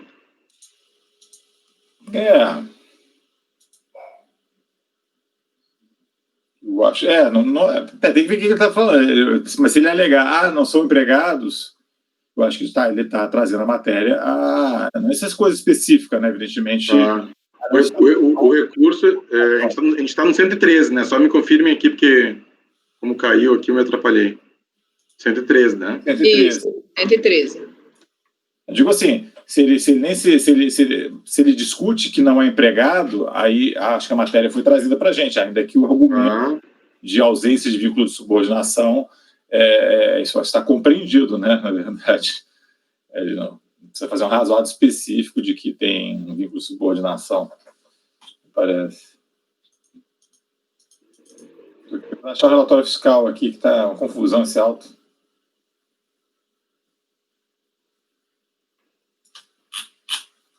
Vou abrir o primeiro. Aí fala que caracterização da relação de emprego por analogia. Então, quer dizer, ele está... Pois é. Sim. Entendeu o ponto, né? Entendi. Eu acho que sem, assim, a gente aceitar uma caracterização de relação de emprego sem ter... Sim. Agora estou tentando achar o relatório fiscal aqui. Qual a página mesmo, Mário? 31. 38. São 3 volumes aqui, aí tu catando. 38 o primeiro volume. Vou fechar de novo os volumes aí. Na verdade, eu entendi seu fundamento, eu acho que eu não tinha pensado por esse ponto ainda. O que acontece? Se for na página 38, final da 38, início da 39, vai explicar quais foram os fatos geradores, né? Foi uma remuneração de alguns segurados cooperados, né? E, de fato, o lançamento deveria ter sido como contribuinte individual, e não como segurado empregado. Eu vou rever isso no meu voto, e eu sugiro que eu peça uma vista, então, para a ação que vem, eu poder trazer ele, eu acho. Ou se a gente conseguir... Acho que é melhor pedir vistas, porque é muito... aí tem uma mais demorada, tá? Acho que todos entenderam a situação, né? Quer dizer, uma coisa é considerar, isso aqui não é um cooperado. A outra coisa é você caracterizar a pessoa como segurado empregado, né? Segurado empregado, existe uma diferença entre um prestador de serviço genérico, que aí vai ser imputado aí como contribuinte individual, vai ser lavrado uma auto-inflação, evidentemente, porque ele não recolheu, né? Ele considerou como cooperado, está dizendo que é cooperado, sei lá, não sei exatamente, eu não vi. Aí tudo bem, aí teoricamente não, aí teria algumas peculiaridades, mas se não está provado que é cooperado, aí pode ser contribuinte individual, pode ser empregado, mas aí a fiscalização tem que ter uma fiscalização mínima, me parece, né? Então Mário, acho que pode, de repente... Sim, pode ser. Só uma questão, o anterior... A gente não teve nenhuma vez essa sessão até agora, né? O anterior, na verdade, eles são tudo em apenso, esse processo, né? E os próximos que a gente ia ter dessa cooperativa seriam multas. Eu não sei, interessante como estão todos em apenso, ficar à vista para os 5? Como é que a gente faz? Pode ser. Inclusive desse anterior aqui, apesar de a gente já ter uma ideia, né? Ok, Mário, se opõe, não? Fica aí. Não, item 109 a 113 vistas, né? Fica vista coletiva, então, tá? E sempre o pessoal assim, também atentar para esse ponto, tá? Que eu acho que é importante aí, né? De a gente olhar, né? Principalmente esses autos antigos da Previdência, eles fazem assim, eles é esquisito, entendeu? Tem que às vezes dá, né? Até porque o contribuinte também muitas vezes não se defende de uma maneira minimamente adequada, Mas, assim, a gente tem que tem que olhar isso aí, que eu acho que, no caso, ele está realmente aqui, ainda de uma maneira precária, se surgindo aí quanto a essa questão de relação de emprego. Então, tá, ficou vistas, precisa vistos coletivos, precisa da cooperativa, né? E a gente passa, então, para o 114. A gente tinha o 114, né? A gente estava no 113, o 112 a gente tinha votado no 112, né? Sim, mas depois que eu falei, como estão em apenso, até vai complicar a questão de formalizar, movimentar para a Caixa, e talvez o 112 ele relacione as multas. Eu sugeri ficar o 5 em vista. 112 é que a gente já... Não, mas acho que não tem problema também. Estamos aqui, acho que a situação está um pouco complicada, né? Porque já julgamos, Mas deixa eu ver aqui, se dá para as multas, se alguma delas... acho que dá para... Eu não sei como é que fica a formalização do 112, né? Na verdade, eu não acho que só vai pedir isso aqui para fazer, tipo assim, o 112 ele não depende do principal. Como é que foi do 112 mesmo? É diferente, né? Mas as multas eu não sei, deixa eu dar uma olhada aqui. Não, a questão só, Martinho, o 112 é independente mesmo, né? Se eu não me engano, né? Ele é independente, mas eu acho que alguma das multas que a gente... A gente pode fazer o seguinte, fica a sugestão que eu dou, vista coletiva desses outros, e esse só pede para a Cleusa fazer desde a pensação desse aí está pensado, né, no lote, né? Uhum. Ela tira do lote, a gente consegue formalizar, ela faz isso. Então o 112 não fica em vista, foi julgado. Foi julgado, exatamente, não tem problema isso, tá? Não sei se tem algum independente aí que pode julgar, ou se todos dependem, aí fica, você vê quais são os CRF. Deixa eu dar uma olhada aqui. Dá uma olhada. 34, 67, 65. Alguém sabe? Aí tem que ver a planilhinha aqui da... 34 é o deixar a empresa de lançar títulos próprios de contabilidade para discriminar os fatos geradores. Não, 34 depende. O que mais? O 67. 67 também é meio relacionado. Informar mensalmente em todos os fatos geradores. Depende também. E o 65?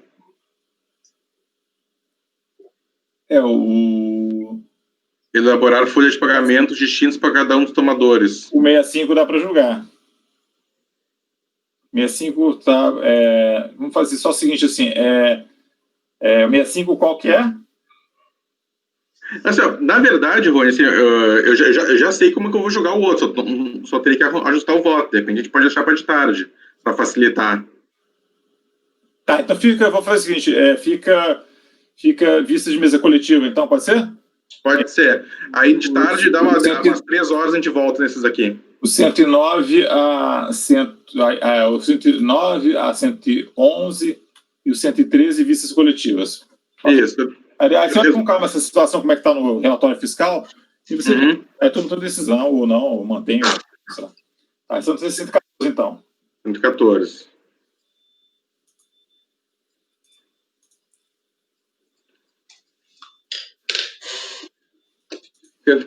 Instituto Independente de Cultura Limitada. Partindo por direto ao voto, aqui é um caso de uma empresa que foi excluída do Simples por ela não ter uma atividade permitida, uma atividade econômica vedada. Tá? Então, primeiro, eu tenho aqui uma preliminar de conhecimento do recurso. Em recurso voluntário, o contribuinte apresenta alegações quanto à não incidência de contribuição previdenciária sob aviso prévio indenizado e adicional de férias. Essas duas alegações não constaram na impugnação, não foram apreciadas pela DRJ e, portanto, eu não conheço do recurso quanto a elas. Feito esse conhecimento parcial, quanto à questão da exclusão do Simples, o que aconteceu? A contribuinte ela foi excluída por exercer uma atividade vedada ao Simples, e, diante disso, ela fez uma SRS, que é uma solicitação de revisão da vedação, exclusão, opção do Simples. Ela protocolou, então, essa CRS, que ela foi julgada, a DRJ baixou em diligência justamente para ter juntado esse ato, nem era DRJ, eu acho, para juntar esse ato aos autos, e E aí foi juntado, e o item 4 da conclusão da SRS assim dispõe. Em consequência, entende, salvo melhor juízo, que o evento pendente junto ao INSS deve ser cancelado, mas a exclusão deve ser mantida, por conta do evento atividade econômica vedada, com efeitos a partir de 1º de março de 2009, conforme termina o artigo tal, lei tal. Portanto, a gente verifica o quê? Que a SRS já foi julgada, mantendo a exclusão da empresa no sistema simples, assim conforme pontuado pela instância julgadora ACO, deve ter os efeitos retroativos a 1º de março de 99. Ela discute, a contribuinte, que não poderia ter esse efeito retroativo, tem que ser efeitos ex nunc. Então, por tais razões, eu entendo que não merece reparos o acordo da RJ nesse tocante, pois a pessoa jurídica excluída do SIMS sujeitar-se-á, a partir dado que se processarem os efeitos da exclusão, as normas da tributação e de arrecadação aplicáveis às empresas em geral, sendo, portanto, correto o lançamento realizado em face da recorrente. Então, basicamente, o argumento eu estava no simples e os efeitos da minha exclusão, eles têm que ser ex nunc. O contribuinte também alega em recurso, o recurso foi feito dias após a Lei 11.941, então a DRJ não deu de ofício, o julgamento da DRJ chegou a ser na vigência da MP, mas não tratou, e o contribuinte em recurso, atento, já solicitou a multa mais benéfica. Então, eu aplico a súmula CARF 119 ao caso, dando-lhe a lei mais benéfica na hora da execução do julgado, e ante o exposto, voto por conhecer em parte do recurso, a exceção das alegações quanto à não incidência de contribuição presenciária sobre aviso pré-avisado e adicional de férias, para, na parte conhecida, dar-lhe parcial provimento para que a retroatividade benigna seja aplicada em conformidade com a súmula CARF número 119. Com o voto. Ok. Senhores, está aberto o debate. Então, a gente pode passar a votação. Mário? Acompanho o voto do relator, presidente. Acompanho também. Eu também acompanho. Acompanho. Eu acompanho também. Acompanho o relator, presidente. Eu também acompanho. E, então, fico conhecendo em parte do recurso, na parte conhecida da parcial provimento para aplicação da retroatividade benigna, conforme a súmula CARF 119. Ficou 114, né? Vamos passar a 115, então, Martim, por favor.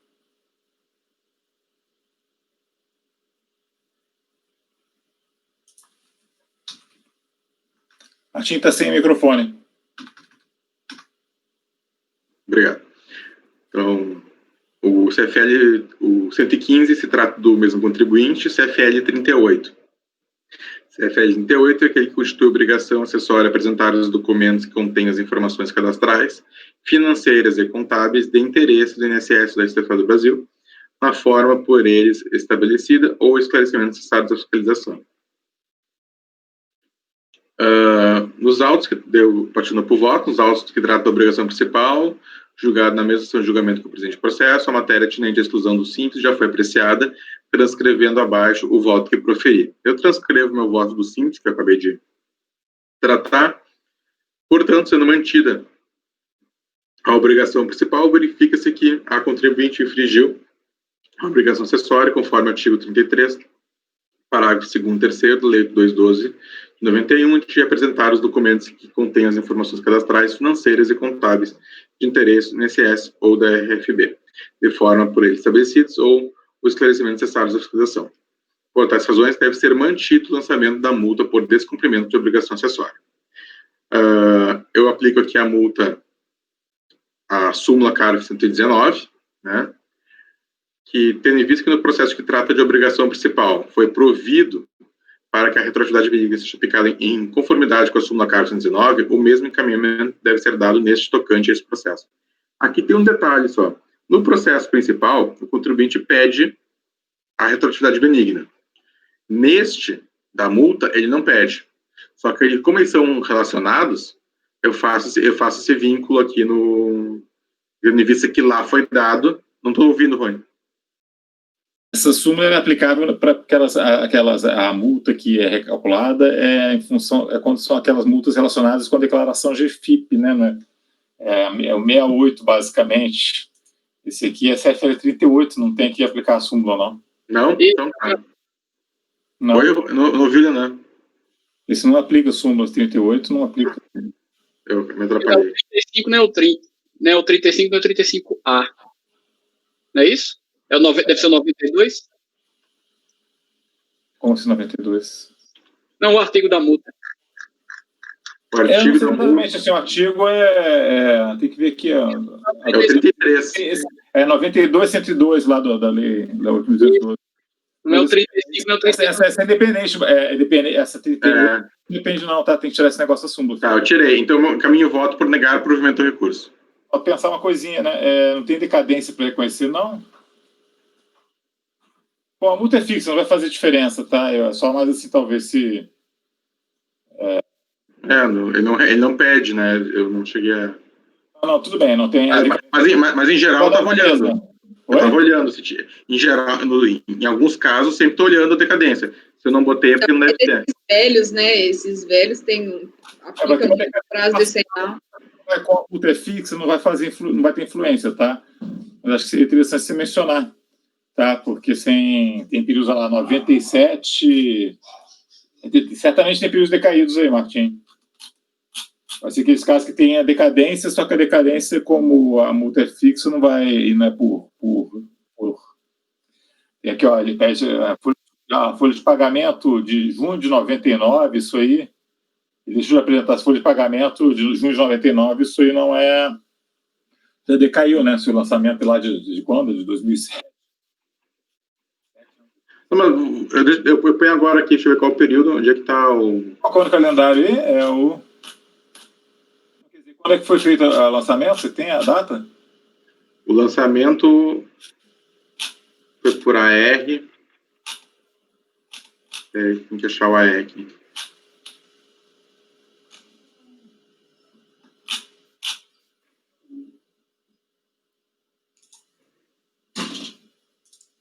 Foi consolidado em 27 de março de 2007. Agora deve ser perto a AR. Deixa eu ver se eu...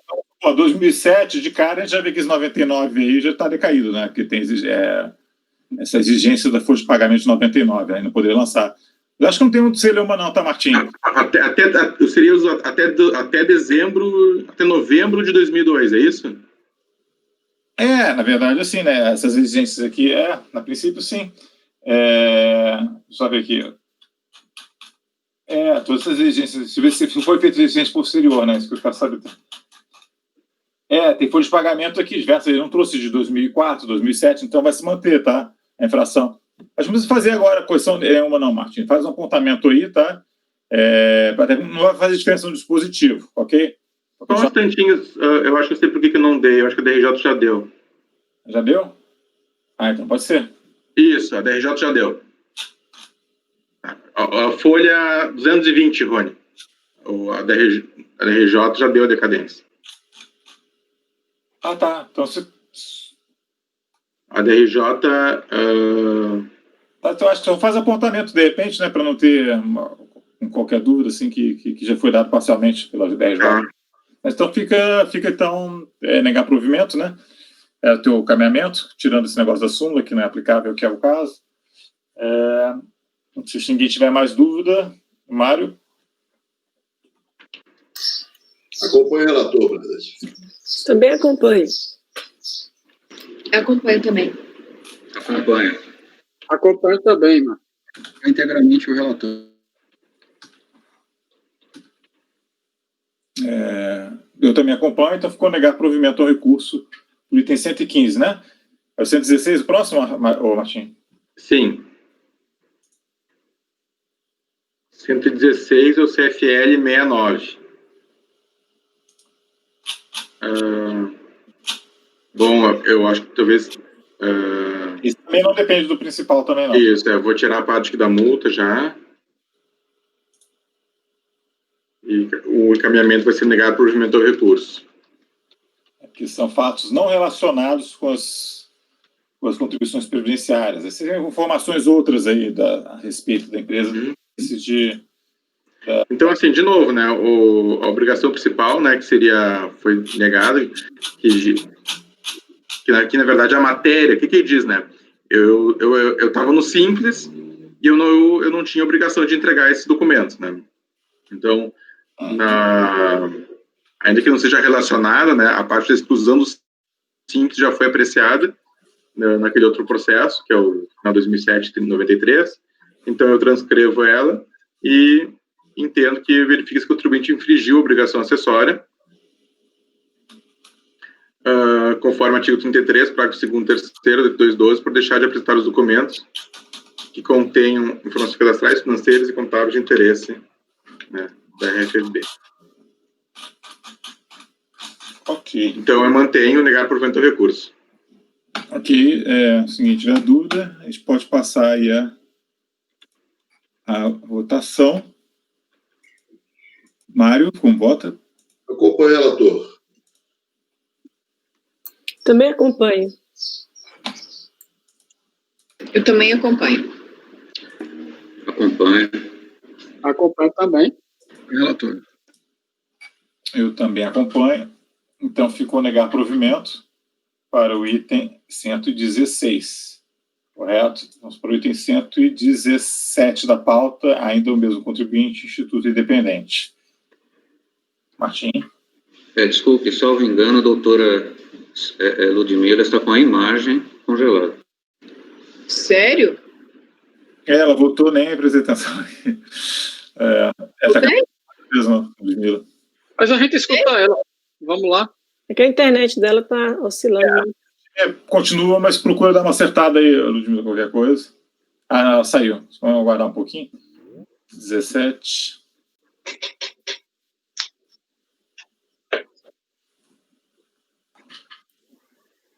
Voltei? Voltou. Gerencia a qualidade agora. Ok, Martim, por favor. Bom, o 117 da pauta é a multa do CFL 68, a qual é dependente, né? Então, eu vou transcrever a parte da exclusão simples do processo principal e entendendo que, por ter sido mantida a obrigação principal, então tem que ser mantida também a obrigação acessória, capitulada no artigo 212, artigo 32, inciso 4, parágrafo 5º, e deve ser mantido o lançamento da multa por descumprimento de obrigação acessória. Por ser vinculado ao principal, eu aplico, então, a súmula CAR 119, e antes posto, voto por dar parcial provimento do recurso para que a retroatividade benigna seja aplicada em conformidade com a súmula CAR 119. Ok, se alguém quiser conferir aí, a princípio é isso aí, né? E eu vou também botar, todos já teve a apreciação da multa, decadência da RJ. Ok. Estou incluindo isso no relatório, para ficar bem claro. É importante para dar uma circunstanciada, senão quem for olhar vai, mas... Né? O próprio contribuinte, depois, quando leu, pode ler só o recurso voluntário e achar que o nosso acordo e achar que não foi dada uma decadência. Mas tudo bem. Alguma dúvida? Vou passar a votação, então, Mário. Acompanho o relator. Também acompanho. Eu também acompanho. Acompanho. Acompanho também. O relator, presidente.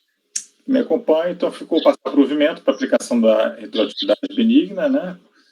Agradeço, Martim. Só fazer um apontamento, Martim. Então, eu conselho, assim, em relação àquele processo, tá? Eu estou vendo aqui um relatório fiscal, assim, muito antigo, parece até quase um formato até bem diferente do que a gente está acostumado, processo bem antigo mesmo, mas, assim, não dá nem para entender muito bem o que ele fez, porque ele diz que é contribuinte, ele diz que é empregado, depois ele cita uma série de dispositivos sobre contribuinte individual. Então, assim, tem que entender, eu acho que primeiro é entender o que... Eu já dei uma olhada agora por aqui, pensei por esse ponto, o relatório fiscal, ele não aponta os requisitos da relação de emprego, ele não aponta os requisitos, então não tem como classificar como relação de emprego. Então, não se ele não lançou como contribuinte individual mesmo, porque às vezes até a própria decisão de notificação ou DRJ acha que o lançamento foi de um jeito e foi de outro, sabe? Nessa época aí era tudo bagunça, né? Então é só ver se de repente que se foi o contribuinte individual mesmo que ele lançou, porque ele fala em relação de emprego, mas depois ele cita a legislação toda de contribuição individual. E eu não estou conseguindo identificar direito aqui no relatório fiscal, como falei, é muito antigo, se foi lançado efetivamente. Aí olhando com calma aqui, ele está aqui, ó, está botando aqui o levantamento está como autônomo, entendeu? Então acho que até foi lançado como contribuinte individual mesmo, tá? Acho que talvez tenha sido uma impropriedade do relatório fiscal. Só tem que dar tempo, tem alguns levantamentos no relatório fiscal, porque na verdade não foi lançado só emprego, foi lançado mais de uma coisa ali dentro. Acho que foi lançado um tipo de relação diferente. Então, não, se fosse o caso de você entender por cancelar, né, porque não foi como relação de emprego, só cancelaria uma parte. Mas ele tem que olhar com calma. Relatório fiscal, levantamentos, eu sempre identificar o que foi lançado efetivamente, ok? Tá. Vou tentar fazer para ditagem, então. Então eu vou dar uma olhadinha com calma e aí eu peço aí agradeço e passo a palavra para o Juliano, tá? Que tem o próximo item da relatoria dele, que é o item 118 a 121, né? Aí eu passo... Mais o 130, presidente, que é do mesmo contribuinte. É o 118 ao 121, mais o 130, que é do mesmo contribuinte. Ok, obrigado. Bom dia a todos, novamente. Eu fiz uma sequência aqui, eu vou passar para vocês, tá? A gente deve começar pelo 121, que a gente está falando de patronal. Vamos para depois o 118, que é o segurado, tá? O 120, CFL 68, então está vinculado aos dois lançamentos. Depois nós vamos para o 130, vai ser o quarto processo, que a gente vai estar falando pela não retenção dos 11%. E depois o 119, que é a multa pela não retenção dos 11%. Ficou claro para todos? Ok, qual o primeiro, então? O primeiro vai ser o 121, presidente. Ok. Vou ler mais atentamente, tá? Adianto para vocês que a análise da DRJ foi muito bem feita, DRJ de Florianópolis, e o contribuinte replica exatamente os termos da impugnação em todos os seus recursos, e não vai mudar muitos fatos, então eu vou ler isso aqui mais atentamente, depois os outros a gente pode passar com mais... Ok, viu, pessoal, Juliano, você viu o ritmo aí do Martim, né? Assim, eu acho que pode seguir um ritmo dentro das possibilidades, assim, para a gente poder, que a pauta está grande ainda, eu acho que os processos de pessoa física acho que vão ser mais complicados, né? Então, a gente tentar otimizar o trabalho. Obrigado. De nada. Então, vamos lá. De acordo com a autoridade lançadora, eu estou aqui dos lançamentos na página 2, tá? De acordo com a autoridade lançadora, páginas 83 e 84, além desses lançamentos de autodifração, aí aqui eu coloco o número, período de apuração de 2003, de janeiro de 2003 a dezembro de 2007, contribuição do presidente patronal, há outros lançamentos aí, e aqui eu trago a relação de todos eles. A gente está aqui vendo o maior, de 691 mil, bom? Trata-se de auto de infração, lavrado em nome do sujeito passivo, identificado no valor de 691 mil, relativo a contribuições devidas à Seguridade Social pela empresa incidente sobre remuneração de contribuições individuais. Conforme o relatório fiscal de folhas 84 e 88, diversas despesas pessoais do sócio-gerente e de herdeiros foram lançados na contabilidade da autuada, tais como pagamentos de DARF, dos sócios, telefone, TV, a cabo, condomínios, cartões de crédito, consórcio, além de despesas do espólio, a quais foram consideradas pela fiscalização como retiradas de prolabore. Também foram apurados, como fatos geradores constantes da contabilidade da empresa, pagamentos a contribuintes individuais autônomos e diversos empréstimos efetuados aos herdeiros e sócios e retorno do patrimônio da autuada. A autuação é regular, cientificada dos autos em folhas 1 e a 93. Apresentou o instrumento de impugnação em folhas 95 a 108, com as alegações a seguir sintetizadas. Da preliminar, nulidade formal do auto de infração, que não consta em indicação do dispositivo legal, infligindo que o relatório apenas traz fundamentação da atribuição das competências fiscais e dos acréscimos legais, dificultando a defesa autuada. Decadência, que o lançamento do valor de 1.500.000 da competência de 12 de 2004 decorre de um empréstimo concedido por senhor Wilmar, na verdade, realizado em 1999, conforme documento em anexo, e que, então, já superou a decadência. Empréstimos ao senhor do sócio Mar, que não há fundamentação fática ou legal para que o fiscal desclassificasse lançamentos contábeis, entendendo-se como empréstimos e pagamentos de prolabore, que a autoridade fiscal cabe o ônus de provar que, se sócio pretendesse se apropriar dos valores apontados pela autoridade fiscal, teria realizado distribuições de lucros periódicos, como permitido pela lei e pelos resultados da empresa, sem incidência de tributação. Que os empréstimos serão pagos oportunamente, neste caso, o fisco devolveria o valor correspondente à tributação, que semelhantes empréstimos efetuados a sócio Flores Bela não foram lançados pela fiscalização, só porque já estão sendo pagos, que o sócio Ilmar já faleceu, não teria como pagar pelo que tomou emprestado em 1999, mas seu patrimônio responderá pelo empréstimo dado na conclusão do inventário. Empréstimo a Vera e Clarice Becker, que são as filhas do falecido, que o auditor considerou como prolabore os empréstimos feitos às duas filhas do casal, sem que elas sejam sócias da empresa, antecipando o julgamento de empréstimo, jamais retornarão.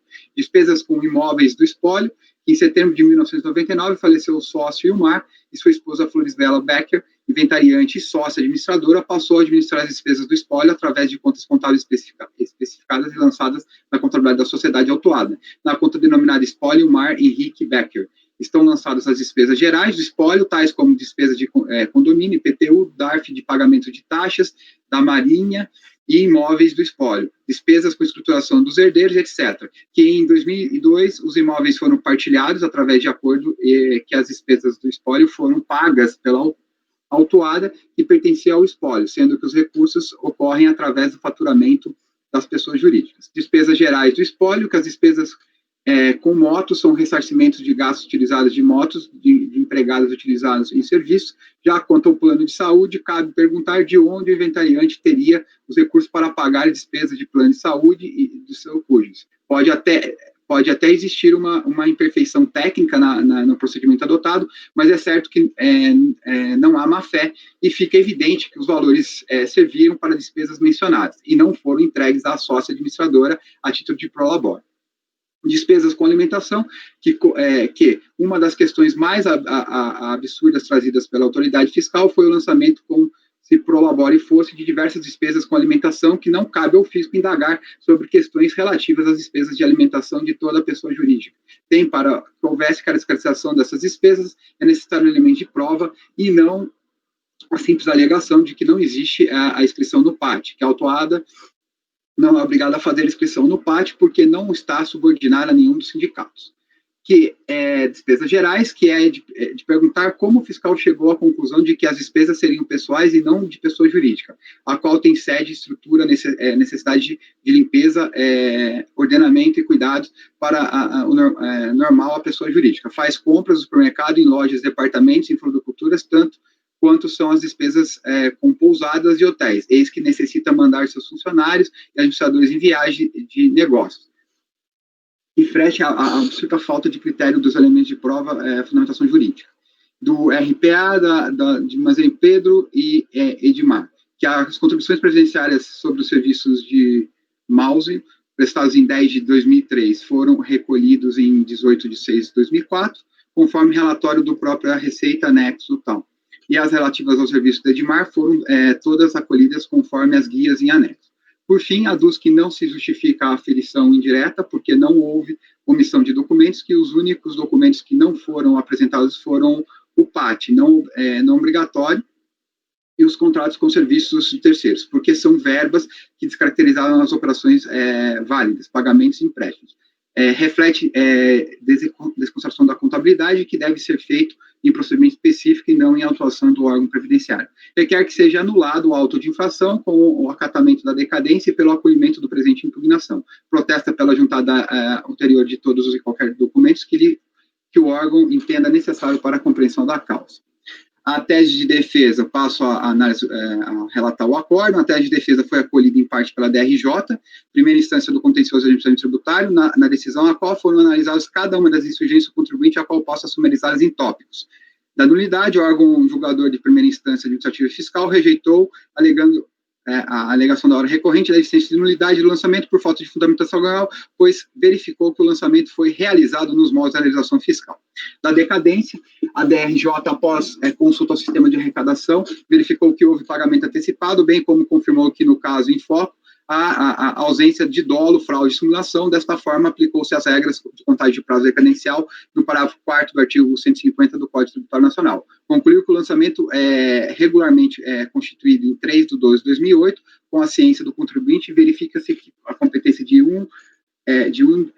janeiro de 2003 a novembro de 2003 encontram-se decaídas, pelo que deve ser excluído do presente notificação. Além disso, verificou-se que qualquer possíveis fatos geradores relativos às competências do ano de 99, indevidamente lançado na competência de dezembro de 2004, já se encontram fulminadas pela decadência, pelo que se deve ser excluído também o valor de 1.500.000 da base de cálculo da contribuição previdenciária lançada na citada competência.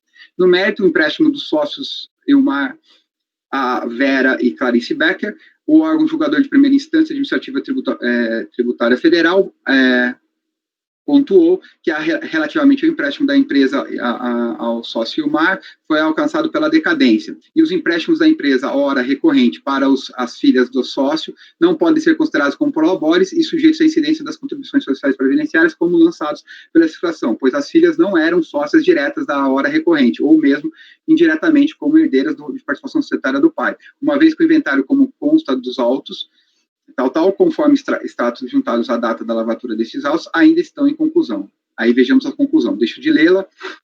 Despesa com imóveis do espólio, a DRJ-FNS apontou que as despesas do espólio foram arcadas pela empresa autuada, lançadas em uma conta contábil da própria empresa hora recorrente, denominada Espólio Ilmar Henrique Becker, quando o correto era que tais despesas deveriam ser suportadas pelo próprio espólio, havendo assim um desrespeito ao princípio contábil da entidade, que consiste na não confusão do patrimônio e despesas de uma entidade com as de outras, nem a de seus sócios ou proprietários. Vejamos a conclusão da DRJ nesse sentido.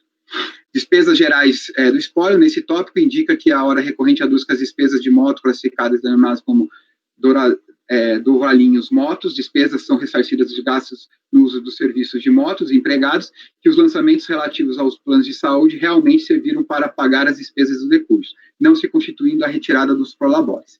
A DRJ rejeita as alegações da hora recorrente pelas seguintes razões. Em relação às despesas de moto, a recorrente não traz nenhuma prova de suas alegações. Sobre as despesas médicas, após identificar o risco das despesas, se baseando nas razões expressas no tópico sobre as despesas com imóveis do espólio, aponta que as despesas médicas do decúdio não poderiam ser arcadas com a empresa à hora recorrente, pois tais despesas deveriam ser suportadas pelo próprio espólio, havendo assim um desrespeito ao princípio contábil da entidade.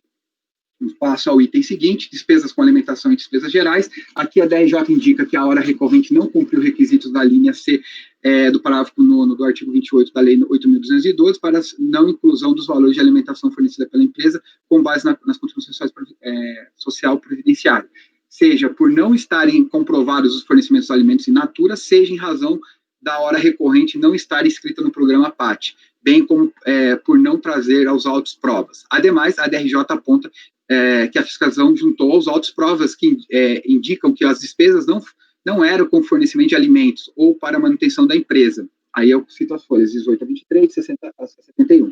Havendo despesas com esmalte, cera, depilador, esmalte para unha, shampoo e condicionador de cabelos, talco, fraldas para bebê, desodorantes, sabonetes, cotonetes, absorventes higiênicos, aparelhos de barbear, algodão em bola, tinta para tecidos, vela 7 dias, mordedor, enfim, várias outras despesas. E aqui eu cito o trecho da DRJ. RPA de Manzino Pedro e Souza Admar. Neste tópico, a DRJ aponta que a hora recorrente alega que as contribuições previdenciárias sobre o serviço de Mausio, prestados em outubro de 2003, foram recolhidos em 18 de junho de 2004, conforme o relatório da própria Receita, anexo ao AI 37.135.493-5, e que as relativas ao serviço do Edmar foram todas recolhidas conforme as vias apresentadas. Em análise ao caso concreto, deu razão ao recorrente para haver períodos alcançados pela decadência, seja por ter sido provado o recolhimento da contribuição social, vejamos, aí cito aqui. Demais argumentos, não aplicação da aflição direta, a DRJ rejeita as demais alegações da hora recorrentes, esclarecendo que nesse auto de infração, as bases de cálculos não foram auferidas indiretamente, pois foram extraídas diretamente dos documentos e valores constantes da contabilidade da autora, que considerava, porém, como de não incidência das contribuições previdenciárias. Nesse processo também não houve desconsideração da contabilidade da empresa, embora o fisco possa se valer de tal procedimento nos próprios autos de lançamento, sem a necessidade de que um processo prévio e específico, como alegado pela impugnante. A apresentação de novas provas e documentos nesse tópico, a DRJ indica que as provas devem ser juntadas com a interposição da impugnação, rejeitando sua apresentação em momento posterior. Conclusão: assim, por tudo o exposto, votou no sentido de julgar procedente em parte a impugnação para rejeitar as preliminares de nulidade, indeferindo produção de provas, inclusive as competências abrangidas pela decadência de janeiro de 2003 a 11 de 2003, excluindo os valores lançados nas competências de 12 de 2004, 6 de 2005, filiais 002 e fevereiro de 2006, filiais 002, de acordo com os dispositivos relativos de débitos retificados.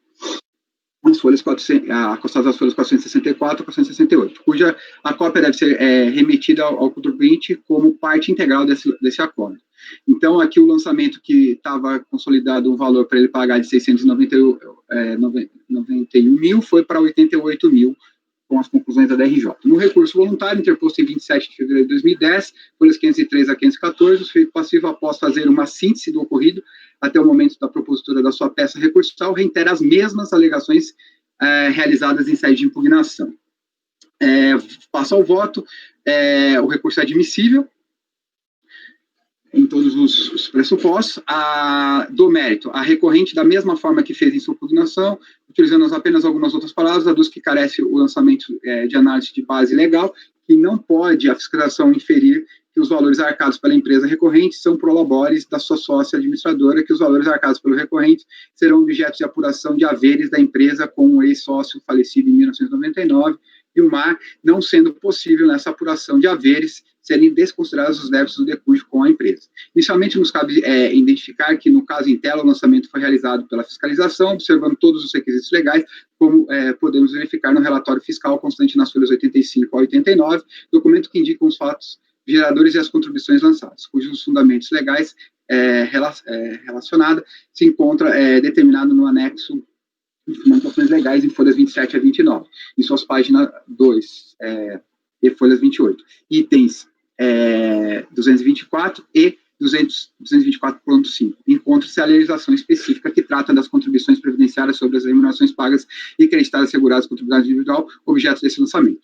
Ora, o recorrente teve todas as possibilidades de apresentar a sua defesa, tanto o fez, o recorrente apresentou a sua impugnação e recurso, contrapondo ao lançamento pela fiscalização. Ademais, não verificamos nenhuma nulidade do lançamento fiscal, uma vez que no normativo contencioso administrativo fiscal, as hipóteses de nulidade de lançamentos estão enumeradas no artigo 59 do decreto 70.235, não estando nos autos presente nenhuma dessas hipóteses de nulidade. Pois bem, destacamos que nos autos, ao nosso sentir, as alegações da recorrente são genéricas, não apresentando aos presentes autos qualquer documentação que afaste o lançamento objeto desses autos. Outro sim, configura-se ao caso em foco que os sócios, depois sua esposa, misturavam o patrimônio da empresa com os seus próprios, criando contas contábeis, as despesas da empresa recorrente para arcar com as despesas próprias dos sócios. Então, verificamos que nas razões recursais, a recorrente apresentou exatamente os mesmos argumentos trazidos na impugnação, quanto aos pontos lançados mantidos pela DRJ.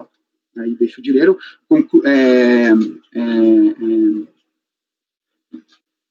Por essa razão, considerando que o recorrente não apresentou novas razões de defesa por meio do recurso voluntário tal, está correta em todos os pontos e conjuga com o entendimento desse relator, adota os mesmos fundamentos de conclusão de voto da primeira instância administrativa fiscal federal do julgamento e folhas 503 a 514 para fundamentar este voto, conforme facultado pelo parágrafo 4º do artigo 57. E transcrevo total relatório aqui da RJ. Boa conclusão. Ante exposto, voto por negar provimento do recurso. Esse é o meu voto, presidente. Li mais atentamente esse, porque os outros vão se repetir. Ok. O senhor está aberto aí para dúvidas? Eu estou satisfeito. Então, ninguém tiver nenhuma colocação, vou passar a votação, então. Mário? Acompanho o voto do relator, presidente. Acompanho também. Também acompanho. Eu também acompanho, presidente. Acompanha. Acompanho também. Eu também acompanho. Então, foi 121, né? Então, ficou negar provimento ao recurso. Parece. Passa a palavra de volta para o... Quer fazer um intervalo, presidente? Ou podemos Vamos fazer continuar? intervalo agora, tá? 10 minutos aí, a gente volta. 15 para as 11, a gente está aqui.